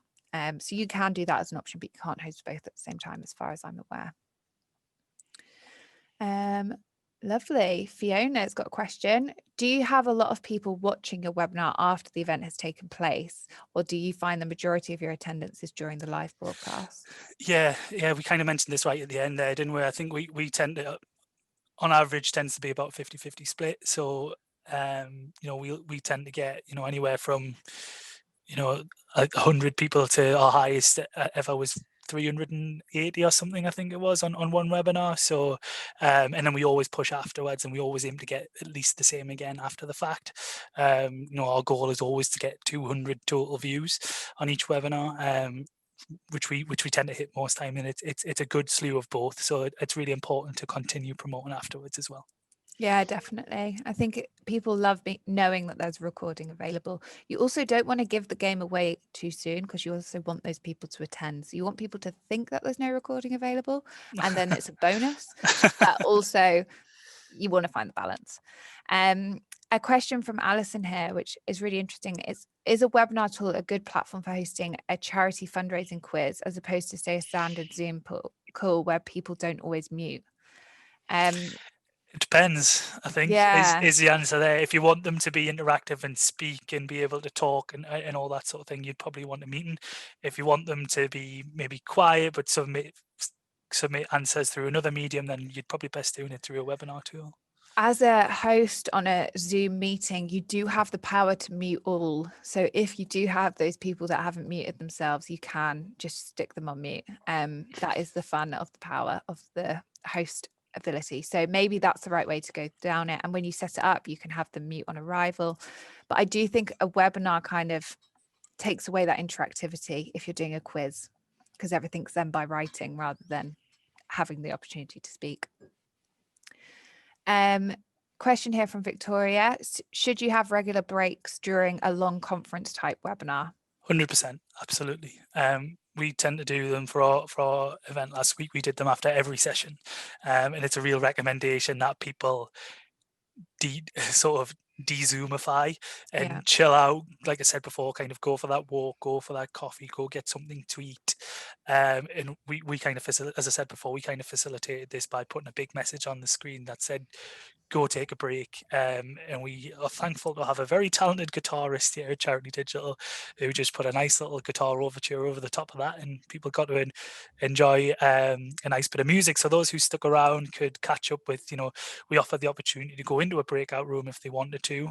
Those who stuck around and got a coffee had a nice little bit of background music while they were doing what they needed to do as well. But it is crucially important that people get a chance to kind of chill out a bit and sort of step away from the screen and have a bit of moments themselves, or do whatever they need to do. And remind people to do that as well, because I feel like that's something, if you're trying to attend a long conference and doing your work at the same time, you kind of get stuck multitasking. But tell people to step away from their desk and walk away, because they will get that fatigue, and that will then result in a negative for your conference, when you just need to remind people to step away and kind of reboot in a way. I've got another question here, which I think is a really good one for you, because you've been on the both sides of this. So what are your views on webinars versus meetings? So for example, some speakers prefer to see the whole audience and prefer the direct audience engagement, whereas on a Zoom webinar, obviously we don't see anyone. Yeah, it's a good question, and it's all down to personal preference on it. I think I quite like my process, and I think the way I do them, I quite like to do them on the webinar format. I think if you do them on the meeting anyways, not everyone turns the camera on, not everyone, you've got the opportunity for people to interrupt and leave there's more distractions potentially. So especially when you're trying to get some good content across, it's good to have that space to be able to do that. Personally, I'd love a blend of the two. Yeah, I agree. And get have a portion of the webinar that you were able to do your bit and do the presenter bit, but then open it up to a bit more of an interactive face-to-face Q&A would be magic. Again, I think that goes to the point I was saying before, where this is all relatively new to lots of people, and innovation is being pushed forward very quickly on a webinar and virtual event front, and it's only a matter of time, I think, before we get that. But for now, we're kind of stuck with what is, unless we're willing to pay loads and loads and loads of money for it, which none of us have, unfortunately, as charities. So we do the best with what we can, which I think is, a really, really, a really big feather in the cap of charities as well. We take, bog standard technology and we make it into something that's way, way above that. Exactly. And like with the Zoom webinar facility, that is an add-on. So it's, if the Zoom meeting works for your attendees and it works for your speakers, then use that facility. Whereas if you do have that ability to do the add-on and use the webinars, you will see it slightly different as a speaker and a host. It probably will be a little bit smoother, because you won't have those people who have they've taken their laptop with them to make a cup of tea, so you've got their camera on distracting the speaker or anything like that. But it is that little add-on there, so you do need to take that in consideration. And so yeah, that is the difference with Zoom webinars and Zoom meetings with screen sharing. Zoom meetings, you can see the attendees, whereas Zoom webinars, you can't see anyone. So this right now, all I'm thinking of is that I'm having a conversation with Chris and we've got a bunch of questions to go through. No clue how many people are here with us. It's to each their own. But I just want to actually raise Patrice's bit in the chat, because I think that is summed it up. Excuse me, Siri's just started talking to us. It's a bit strange. I'm always listening on there. But yeah, like that's Patrice kind of summed it up brilliantly there. I don't know if you've all seen that in the chat. It's that since the webinar's been on, I've played penalty shootouts with my son, cooked lunch, and made a cuppa, all while taking notes. Webinars are brilliant for those that need to multitask but also tune in. I don't need to say anymore. Brilliant. Yeah. So thanks very much for that, Patrice. I think it's a perfect way to just sum up the value of them. Yeah, exactly. We've got a question here from Guy asking us how we run polls. So we tend to set these up in Zoom. However, they don't work for people using the browser version. They only work for those using the actual app. So you can use other platforms at the same time. So I mentioned Slido earlier. Teams also has its own facility, and all those other webinar platforms will have their own way of doing it. So you just have to find out the way that is, and see what works for you and for your audience. But again, I didn't realize that if you didn't have the app, you don't see the poll. It was only when we worked with a speaker who couldn't see the results. And so I had to jump on to be like, these are the results are in, and read them out for them, because they couldn't see because they were on the browser. So you just learn as you go, and that's what it's all about. A question here from Victoria. Do you have any tips on the best way of scheduling a time when you have an international audience and making sure those outside the UK are able to attend? That's a good question. Again, we are obviously just to a UK audience, so we haven't encountered that problem as of yet. But I think it's again, it's an interesting one. Trying to find that middle point. I don't know how big your audience is. Is it worth, breaking them out and schedule, doing different webinars, or maybe doing it once, recording, and then scheduling it at different times to push it out? That sort of thing. That might be a good option. If you're looking to try and do it all in once, a doodle calendar might be something that's quite interesting to do, actually, which is Doodle is a free online tool where you can get people to pick what time works best for them, and you can put local time zone into that as well. But yeah, you've got a few different options there. I think maybe depending on the difference in time zones, if it's within Europe, or it's if you're like across the world, maybe or as far as sort of the US, Australia, Africa, that type of thing, you might have to think about actually recording the webinars and then taking that recording and using it over and over again. Yeah, I think that's a good idea. You can also see if you could get people to submit questions in advance. So if they want to attend the live because they want to ask a question to the expert, maybe gather those in advance from those that aren't able to attend due to the time zone, to help with that recording. Yeah, so I think we'll have to make this one our next question, because we do have to shoot, although we still have 44 questions. Mimi and I will find some time over the next week or so to pull out the most pertinent questions that we haven't answered already, and we'll add them to the recording that we send out. But do you want to fire away with this last question? Yes, definitely. So a question from Vanessa here. We have Microsoft Teams through Charity Digital. We were hoping to use this for webinars, but not sure if these are as accessible for people compared to Zoom. Is this a question to ask them, as well as what timings? Yeah, Vanessa, I think you've answered your own question there. You can ask them if you're comfortable with both and you just want to know what your audience are going to be most comfortable with, then put the question out to them, and see what they enjoy the best. Do you reckon, Chris? Yeah, we've used both, and they've got slightly different functions.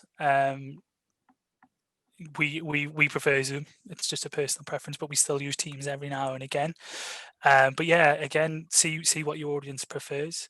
If you haven't got Zoom webinars yet, that is also available through Charity Digital. If you just want to make sure you buy the Pro bundle, that includes webinars as well. So that is available for a discounted price through us, if you're looking to get that. But yeah, again, it's all about finding what your audience prefers, basically, and then you can kind of mold and fit to that, and find something that works for both. Yeah, you could always have a test with both almost, and just do one webinar with Teams, one with Zoom, and see what response, see what feedback you get. Exactly. Yeah. Exactly. And we've kind of done that in the past as well. So yes, that's what we would do. Lovely. Well, I think that's a great note to end on the first Absolutely. section. Yes, we'll promise to come back to some, if not all, of the 43 questions that are remaining when we find a bit of time over the next few weeks. But huge thank you to everybody today. Thank you all for sticking with us. I hope you've got something valuable to take away from me. I hope you've learned a lot, and I really, really hope you go and be super, super brave and start doing webinars, or implement some of the things we shared in your webinars as well. And let us know if you have. It'd be great to let us know. Reach out to us. Mimi and I's contact information was on the screen before. Drop us a message, or you can find our our office at email on the website, or reach out to us on Twitter or Facebook or anyway, and let us know how you get on. We're really, really keen to find out. And we always like writing articles about what charities are getting up to. So if you let us know, we'll probably release it as a story as well. So we love stories. Keep in touch with us. Keep letting us know. Well, that's it, Mimi. We've done it. Well done, you.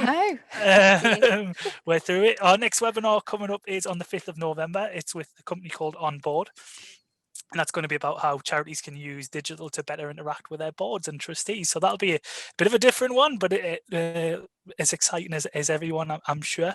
And we also have our next podcast coming up on Tuesday, which is a really, really interesting one. It's a session we recorded at our conference with the Welcome Centre, and they'll be sharing how they use artificial intelligence or AI to deliver a more impactful service to their users. I would highly recommend getting involved in that if you've not heard it already. It is incredible what they're doing over there with AI for such a small charity as well. Get on it.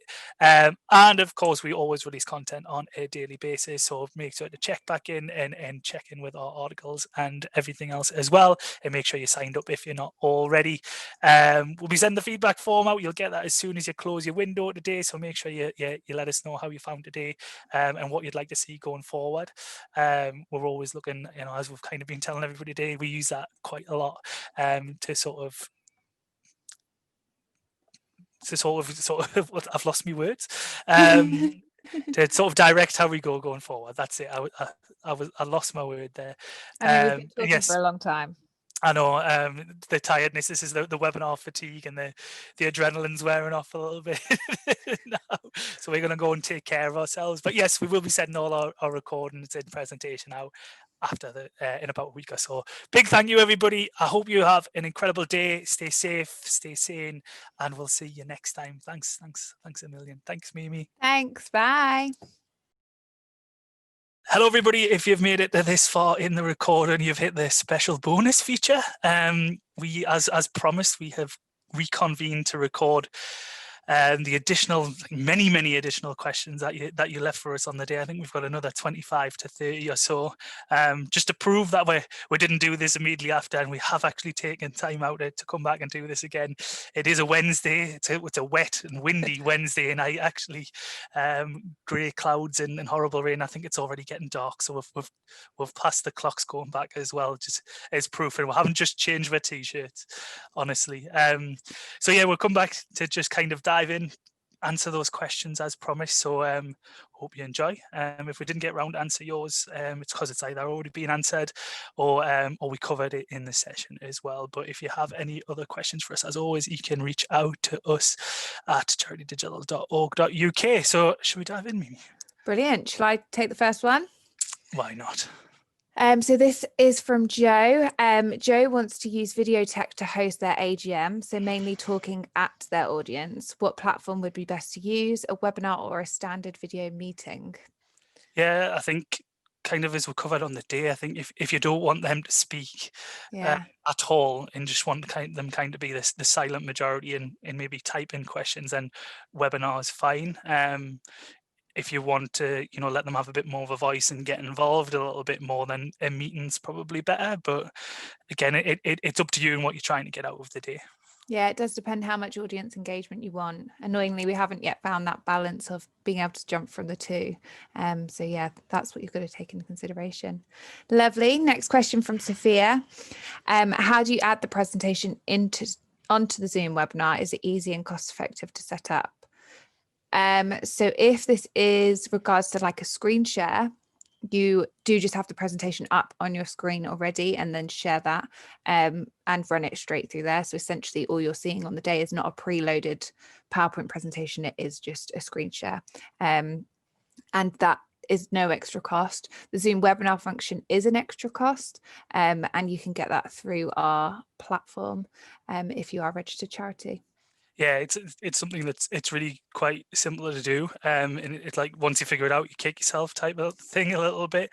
It's as simple as just having your Zoom open, and if you're a host, like you do on a meeting, you'll have that big green button in the middle of the screen that says share screen.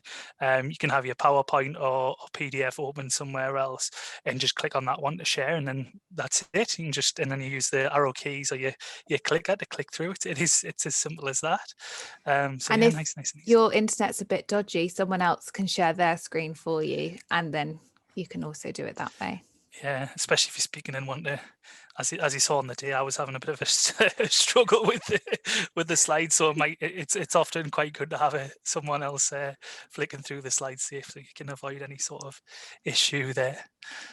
I'm going to take the next question. So Lisa has asked, what is the importance of background images? Again, I think this is quite subjective. For me, they're crucially important because if I didn't have it used at all, I get a very nice intense look at my bedroom, which is where I work from these days. So it's personal preference. If you've got like a nice background or anything like that in your own home or wherever you're working from at the minute, that's totally fine. I basically have it on because I'm sat right in front of my bed and nobody needs to see me bedding, but I do promise I've made it, honestly. Yeah, I do think that is the purely good thing. Also, sometimes if you've got quite a busy background, it's quite nice to have a calm image, obviously not like ours, but one somewhere else, so that you can't, if you are in a busy place, you don't see the people passing behind you and everything like that. It is quite handy sometimes. Yeah, exactly.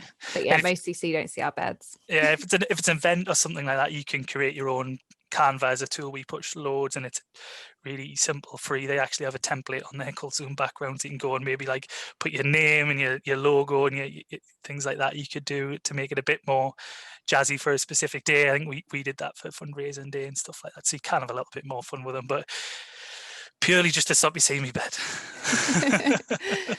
Lovely. Luke has the next question, asking if our product site has discounts for hardware like headsets and webcams. Yeah, this is a really good question. One that we do get asked quite a bit, and something we are talking to TechSoup about quite regularly.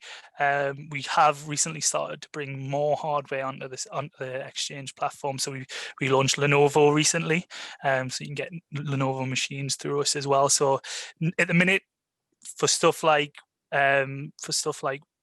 webcams and that sort of thing, we don't, unfortunately, but we are starting to branch out of that a little bit more. Like I said, we do have computers now, we do have phones as well through Frontier and Class Network, so watch the space for the time being. And my I actually have the Lenovo laptop, and my webcam is built into that, so that's really handy. That's one that I use. There you go. Victoria has a question for us, asking how to get the automated email function when you're using Zoom, because we just use Zoom for this. How do you get the emails come from your own email account instead of the Zoom account? So I can take this one. I found this when you've already created your webinar or your meeting, and then you could go into email settings for that specific meeting, and there you can set up reminders. They aren't the best looking emails, they are very text heavy. I think you can brand it with logos and colors, but you don't have a lot of room there to make it your standard lovely email for everyone. That does come from that registered Zoom, like if people were to reply to it, it'd go to your registered Zoom email. I think it says it's from Zoom, but the replies go to your registered email. So yeah, not great, but it does do the trick, which is what you kind of need at that point. Lovely. A question from Claire: is it better to have live presentation or recorded presentation followed by a live Q&A? Yeah, this is another it depends, isn't it? Yeah. It really depends on a number of factors as well, about what you're doing within the presentation, whether you want some sort of live interaction, because that'll obviously dictate some stuff. Things like polls, you can run polls during, but you'll obviously not be during pre-recorded, but you obviously can't comment on them if it's a pre-recorded session, because you'll not know what the answers will be. It also depends on your own time beforehand. So if it's sometimes pre-recorded sessions can be just as valuable, even though they're not as interactive in the time, but can ease some of the burden of creating them by getting all that stuff in advance. So if you're running, big events, that type of thing, that's when we would kind of recommend doing a pre-recorded. We have done pre-recorded for these types of webinars before, again, which have been either what benefits us or the speakers, but it's all about making sure the content's good. If the content's good, it doesn't really matter. But yeah, it's kind of dependent on each scenario. I don't think you can. Certainly what we do is we don't say all our webinars will be pre-recorded or all our webinars will be live. You've got to kind of try and treat each to their own, and each might need a slightly different disposition in how you go about it. So just kind of be open and be flexible and test as well, try it out, see what works best for you. And it's sort of that finding that happy ground between, producer, speaker, and audience, essentially. It also, for like the reason we tend to do it for the larger events is that it helps with that potential internet issue that you may kind of come across. And when you've got the pressure of a bigger event, you've got more pressure on that being secure so that people don't drop off. So sometimes having a pre-recorded webinar, that content is already there, so it's going to be okay. I do think, though, if you are going to go pre-recorded, you do have to have a live Q&A. There has to be some sort of live aspect there so that it makes it worthwhile for those attendees coming to that live showing of the webinar. Yeah, lovely. We briefly did touch on this, but Sharon has asked if it is expensive to use the Zoom webinar function. We do have all this information on our site. Yeah, it's an additional cost to what you just buy a slightly different one. So you might have this standard sort of Zoom bundle through Charity Digital or through Zoom directly, but we also offer the Pro bundle, which includes the webinar function. You can get that at a 50% discount through us. And I think it's about $200 per host. Then you add on the 50% discount plus our administration fee, which I think is around £50, if I'm correct in thinking that, but I'm just trying to double check. Let's not quote Chris on that. Yeah, it's £55 admin fee, but you only really need one host. So even if there's 10 of you in the organization, 20, 30, 40, 50, but only you only need one account to do webinars. So we actually have two because for our events, so we need two different streams for our event days, but we have one under our events email account that we use for webinars. So you only really need one per organization, unless you're obviously spreading the wealth around from a webinar point of view. So yeah, we have all this on our Exchange site, and we'll be including a link in the resources. So head over there and check it out. Lovely, thank you. We have a question from Sarah regarding the closed captions. She works with a charity with deaf people, so it's really important for them. How do we find it? Well, I think for both of us this was quite a hard one for us to find closed captions, to find the right fit for Zoom. I came across rev.com a while ago. I think I got recommended for our videos, and we used them to caption our videos for us to put the content out. And they recently have integrated with Zoom, where I think it's $20 a month that you can then sign up, and then you can live stream to their service and then have the captions. It is AI, so it's not incredible, but they are learning and developing it every day. So it is really good and does the trick for right now. If anyone else has a better recommendation, please tell us as well. Yeah, we've been obviously something that, as we mentioned on the day, it's like accessibility is a big focus of ours, and we're still very much on a learning curve when it comes to that. But closed captions is something we've had from the very, very beginning. For one of our earlier events and conferences, we used a company called Voice, and they were kind of real people typing up the subtitles as we went. We've still since found Rev, and they're not perfect, as Mimi said, but if you can kind of get around that, if you really need them to be bang up the speed, if you were doing a more pre-recorded, you can actually, if I'm right in saying this, Mimi, I think I'm going, you can burn them in and change them beforehand. So that's one way to potentially get around any sort of inconsistencies you might get from a live sort of integration or plugin. But generally we find them quite quite useful, and we've had some really nice feedback about them as well. And the fact that they've integrated with Zoom is huge, absolutely massive. It's made our life a lot easier, and it's really good. It's rev.com, and I think, what's the pricing again? It's $20 a month, yeah. And $20 a then month. for the captioning of pre-recorded videos, it's $1.25 per minute that you want recorded. And then now they've brought in that they'll burn it in themselves, and that's an extra 25 cents a minute. So really, really good prices as well. So yeah, definitely worth checking out. Yeah, absolutely. Lovely. We have an anonymous question. So can you have more than one back of house person to help on Zoom? We want to have breakout rooms. Is that possible in a webinar? So a couple of questions there. Yes, you can have more than one back of house person, but you both have to be logged into the same account. So if Chris and I were both logged into the same account now, we would both be hosts. But how it is right now is I'm the host and he's classed as like a speaker. So he has kind of a little bit less visibility than me. I have control of recording and everything like that. So if this hasn't been recorded, it is my fault. But that's kind of the aspects there. You can't have breakout rooms on a webinar function. You can only on a meeting. I'm sure they'll change that soon, but they just haven't yet. Yeah, I agree with you. I'm pretty sure it'll be in the pipeline. Yeah. We've got a question here from Susan. Zoom uses times from and to, but I'm never sure if attendees should come at the start time or 5 minutes before. Any tips? I would recommend, and this is what we do, is have your Zoom start time as the start time of the webinar, the session, and I think like that.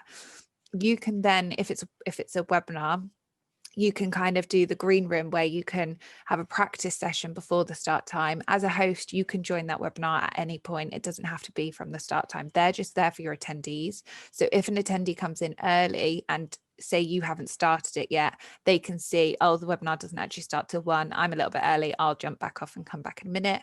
Alternatively, like us, we join half an hour before and then 15 minutes before we make it live for our attendees, because we know some like to get in early, get set up, and then go grab a cup of tea and then come back for the actual session. So it just kind of depends on your audience and how much time you have before to kind of spend in the prep. Question here from Amy. If you only have 2 staff members, not 3 available to host, how would you share the responsibilities? I think this is a really good question. I think your main priority is back of house and front of house. In this situation. The worst thing would be watching Chris as a host also trying to panic and type responses, and I mean watching me as a host do the same as well. Watching anyone as a host kind of with their head down, kind of trying to do this at the same time as hosting someone. So you want to make sure you keep those 2 roles quite separate. If that then means that your host is also your speaker, if you haven't got an external speaker and it's an internal one, I think that's okay. I think it's better to have that kind of clear role there, to make sure your host isn't also your back of house person. Yeah, I agree 100% with that. You want your host or your speaker, or you want them focused on the speakers and the audience 100%. And if they're not, then that's when mistakes crop in, that your engagement drops a little bit, or you can get distracted, and that's where you can lose the audience. So your host or whoever's kind of leading it, they need to be totally focused on the audience and the speakers, and then your back house, so if there's only 2, I think those are your 2 natural splits, and then the back house need to make sure the production side of it's all going well, and you can kind of forgive the rest. But yeah, I think Mimi's right on that one. Lovely. Question for you here. In the 2-week up to marketing plan you spoke about, the why part, so why people should attend, was this focused at people already signed up or new people? A bit of both. And I know why you've asked this question, and I know it can be a little bit confusing, but when you're splitting them up in terms of acquisition and retention, with retention, so the people who have already signed up, you're reinforcing why they don't want to miss out, creating that FOMO that we talked about, that fear of missing out. You want to reinforce that you don't want to miss this webinar because this is what you're going to learn. These are the tangible takeaways that you're going to be able to get at this webinar and then take back into your organization, or take back to your family, or take back to your friends, and whoever you're sort of targeting, that you can go and spread the good word of what they learned about, or take back into their daily lives, that sort of thing. And then for kind of acquisition, it's the same thing. Why they shouldn't miss it, why they should sign up. So it's slightly different but the same. In a lot of ways, it's still kind of driving the same message home, but slightly different tones on them. More so for the fact that one's already signed up and they're already engaged, but you've got to make sure they get there. The others might be undecided, but you've got to make that decision slightly easier for them by putting right in front of their face why they should be there. Hope that helps clear that up a little bit for you, Susan. Yeah, you didn't use the word there, but I was going to ask, what do you mean by conversion? But you didn't ask. You didn't say.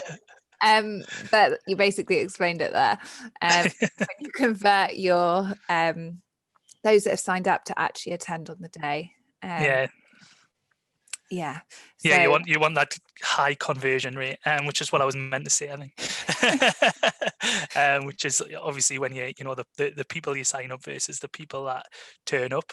It's a metric we use quite often. I think we talked about it last Thursday of our, how it's changed, and we've seen our conversion rate. We've seen more people that sign up actually come through and sit on our webinars than ever before.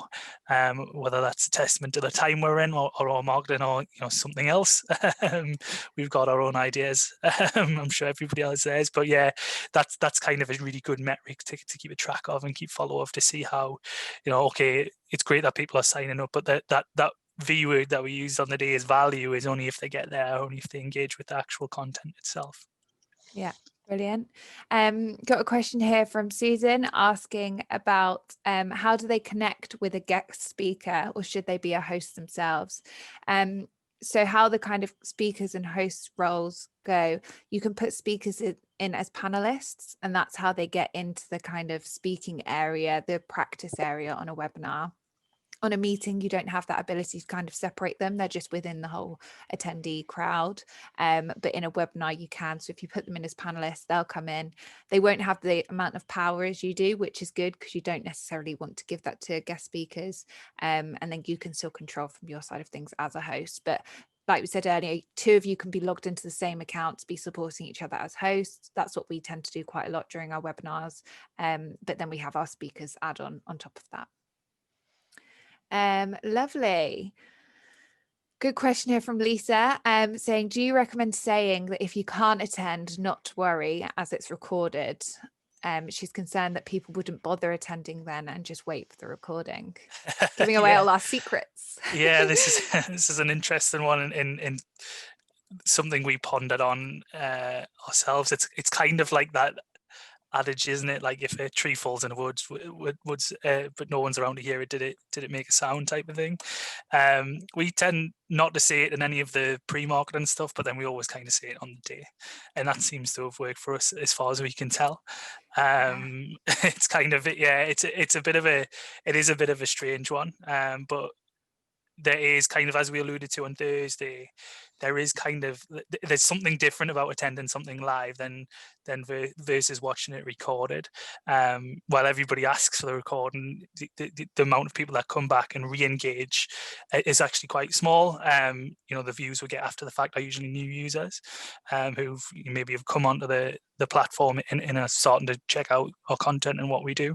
So yeah, we kind of keep our cards close to our chest beforehand, and then on the day we'll not tell other people. No, it's kind of, if people ask, we'll tell them. Yeah, and I think it's the same as because I tend to get some emails saying, I'm so sorry I signed up, but I can't actually attend. And there's a bit of panic there. You want to reassure those people not to worry, like the recording will be available, we'll let you know when it is. But I think, don't kind of go crazy and tell the world. Yeah, you don't want to actively market it. Yeah. No, yeah. Emma has asked about feedback. We actually used to find this one, we used to have a bit of trouble with this one ourselves, getting that feedback linked to people. But then I found something new on Zoom, where when you're setting up the webinar, you can actually set it up, and you would have got this as you left our webinar last time. you can set it up so that a link pops up, a third-party link pops up as people leave the webinar, and that basically pops up on another tab, and it's your feedback form, and people can decide whether they want to go through to it or they can close down the page. It's completely up to them. But you get that initial straight away. Everyone who kind of attended can then go straight to the feedback. And again, our conversion of those who have attended the webinar to now giving us their feedback is so much higher than it ever has been, because it's straight away. It's like an instant, oh yeah, okay, I'll give you the feedback now while I remember what I want to talk about. Zoom with the assist there. Yeah.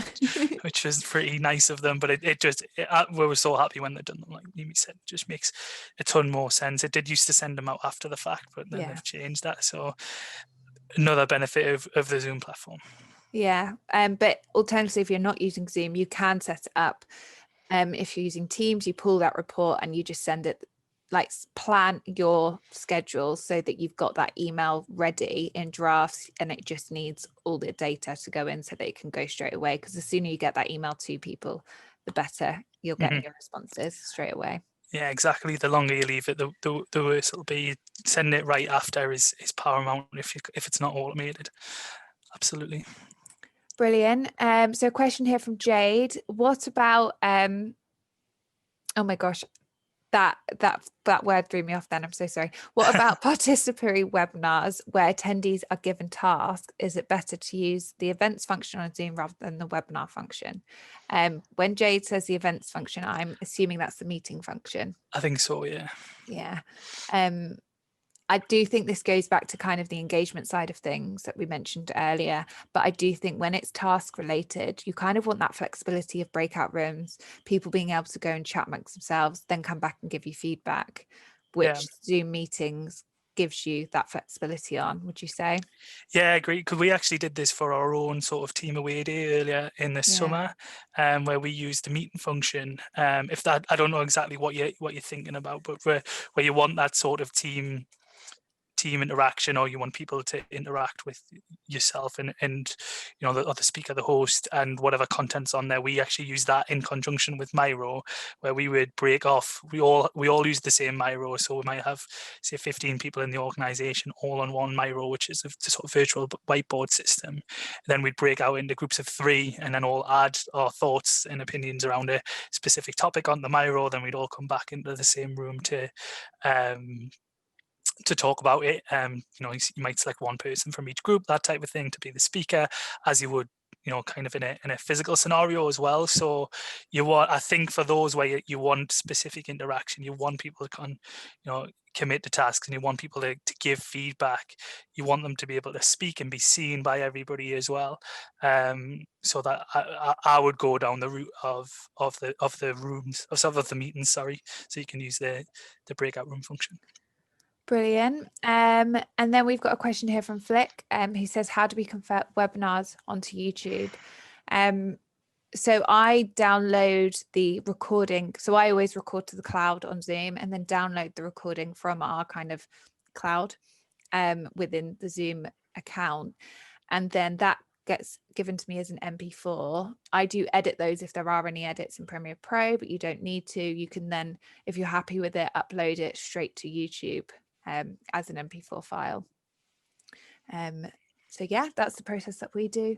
Yeah, it's really straightforward, and obviously you need to kick your YouTube out and everything and make it look nice and pretty and optimize for SEO, do all that fun stuff, which we've got heaps and heaps of content and articles on. But yeah, it is as easy as that, just going and setting up a channel and start uploading videos as MP4s. Lovely. This kind of leads quite nicely on to, what advice would you give for streaming a webinar across multiple platforms? Teams, Twitter, Facebook, and Instagram. Yeah, I can't speak for Teams because I'm not entirely sure if it has this functionality, but I know for a fact that you can host a Zoom webinar and stream it through Facebook at the same time, and Facebook Live. So that's really, really good for that. I know there's a few others that do the same, and for the life of me, the name of the platform, it was mentioned on the day, it's no, it's another just like live streaming. On24 probably does it as well, but it's another sort of just live streaming site. It's called like Stream something, I can't remember. StreamYard. Yes, I think that has the ability to stream in multiple Thanks for that. Yeah, I just couldn't remember it. Yeah, I think that has the ability to stream on multiple platforms at the same time as well. Yeah, it's definitely something to look into. Because if you want to reach that wider audience, it's a nice way to do that. Mandy's asking about recording. Can you record the breakout rooms? Now, Mandy, I'm not 100% sure on this, but I think you can record the main room, but then you can't record individual rooms within that. Again, this is probably something that Zoom are going to look to change. There are recording settings in your Zoom account, so have a look through those every now and then just to see if there are any changes there. But currently, I don't think you can. Question here from Tom. Is it possible to have more than one host assign people in breakout rooms during an event? I found I was the only one able to do this and co-host but not able to. No, I do think it's only the main host, and it's quite good because I mean it's a lot, but equally the main host doesn't get taken into rooms. So I remember when we first did our first breakout rooms, and Chris was the co-host and I was the main host, and I sent everyone off and he disappeared too, and I was kind of like, oh, okay, bye. See ya. But you kind of stay in that main room. So as a host, you've got that power not to kind of have to go off and network with everyone. You do kind of stay in the main room, but no, that responsibility then is all on you as the host. Yeah, and one thing we did for our last event as well, which I think can ease the burden of this, is you can set up rooms in advance. So if you know, like, oh, you might have a guest come in and, oh, I want to go to such and such room to speak about ABC, you go, all right, you can just assign people to specific rooms based on interests or what they're there to talk about. It depends on what exactly you're trying to do. So you can actually get ahead of the game a little bit with that. And with the latest update, but obviously people who join have to have this update, they can self-select. So if you have those rooms available, people can select which room they go in, but they do need that update to be able to do that. Right, there we go. Zoom whiz. So we're almost down to our last question here. Got a question here from Nikki. Should each webinar appeal to the same audience or smaller, more targeted segments? Smaller, more targeted segments. So it depends on, again, it depends on the content. If you're like us, we talk about lots of different content, and we the way we sign people up, as you all know, is that you select your interests, and we use that to form our targeting. So if someone told us that they were interested in digital fundraising, in say cybersecurity, and we were doing a webinar on finance, we wouldn't target them for that webinar because they've told us that they're not interested in finance, for example. And you can build these nuances into your own webinar program and platform as well. So whatever you're going to be doing, I think I gave that example about WWF during the talk. So if we've got 100 people who like pandas, and some people who like leopards, and so on and so forth. If I were doing a webinar about pandas, I wouldn't also invite the people who just only like leopards, that type of thing. As I said, I made that up on the day, and I've continued to make it up on the spot today. I do think they need to do it. I feel like they'd have a lot of interest. I want to know, just like a camera in with the pandas, just in the wild, just living their best lives. I'm there. Yeah. Exactly. So panda pound or whatever was said on the day. Love it. So yeah, exactly. You want to be as targeted and as segmented as you possibly can when you're doing these things, and you'll find you get better conversion rates, better retention, better acquisition. All of it should spike up a little bit, and you won't annoy or spam anybody who's not potentially interested. Yeah. Brilliant. Okay, last question here from another Nikki. One of your slides listed security and data handling considerations. Can you say a little bit more about that, please? Yeah, I think this is one of your slides, wasn't it, about GDPR? Yeah, it was. Yeah, because I guess it's more about just deciding the platform that you're going into. You need to consider how that platform looks after that data and what security that platform has itself.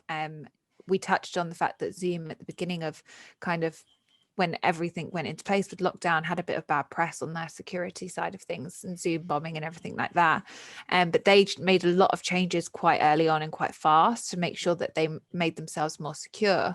And we spoke with the NCSC about it to see if it is a platform that we can still use. And they've said it was fine, and they recommended that we could, because of the fact that they'd put in those procedures in place. So when you are choosing that platform, just make sure that you know what is happening with that platform, where that data is living.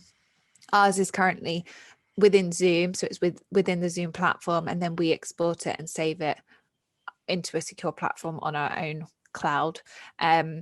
So it's just making sure you know what that process is and that you're dealing, because you have got people's data, obviously. So making sure that you are covering yourself with that.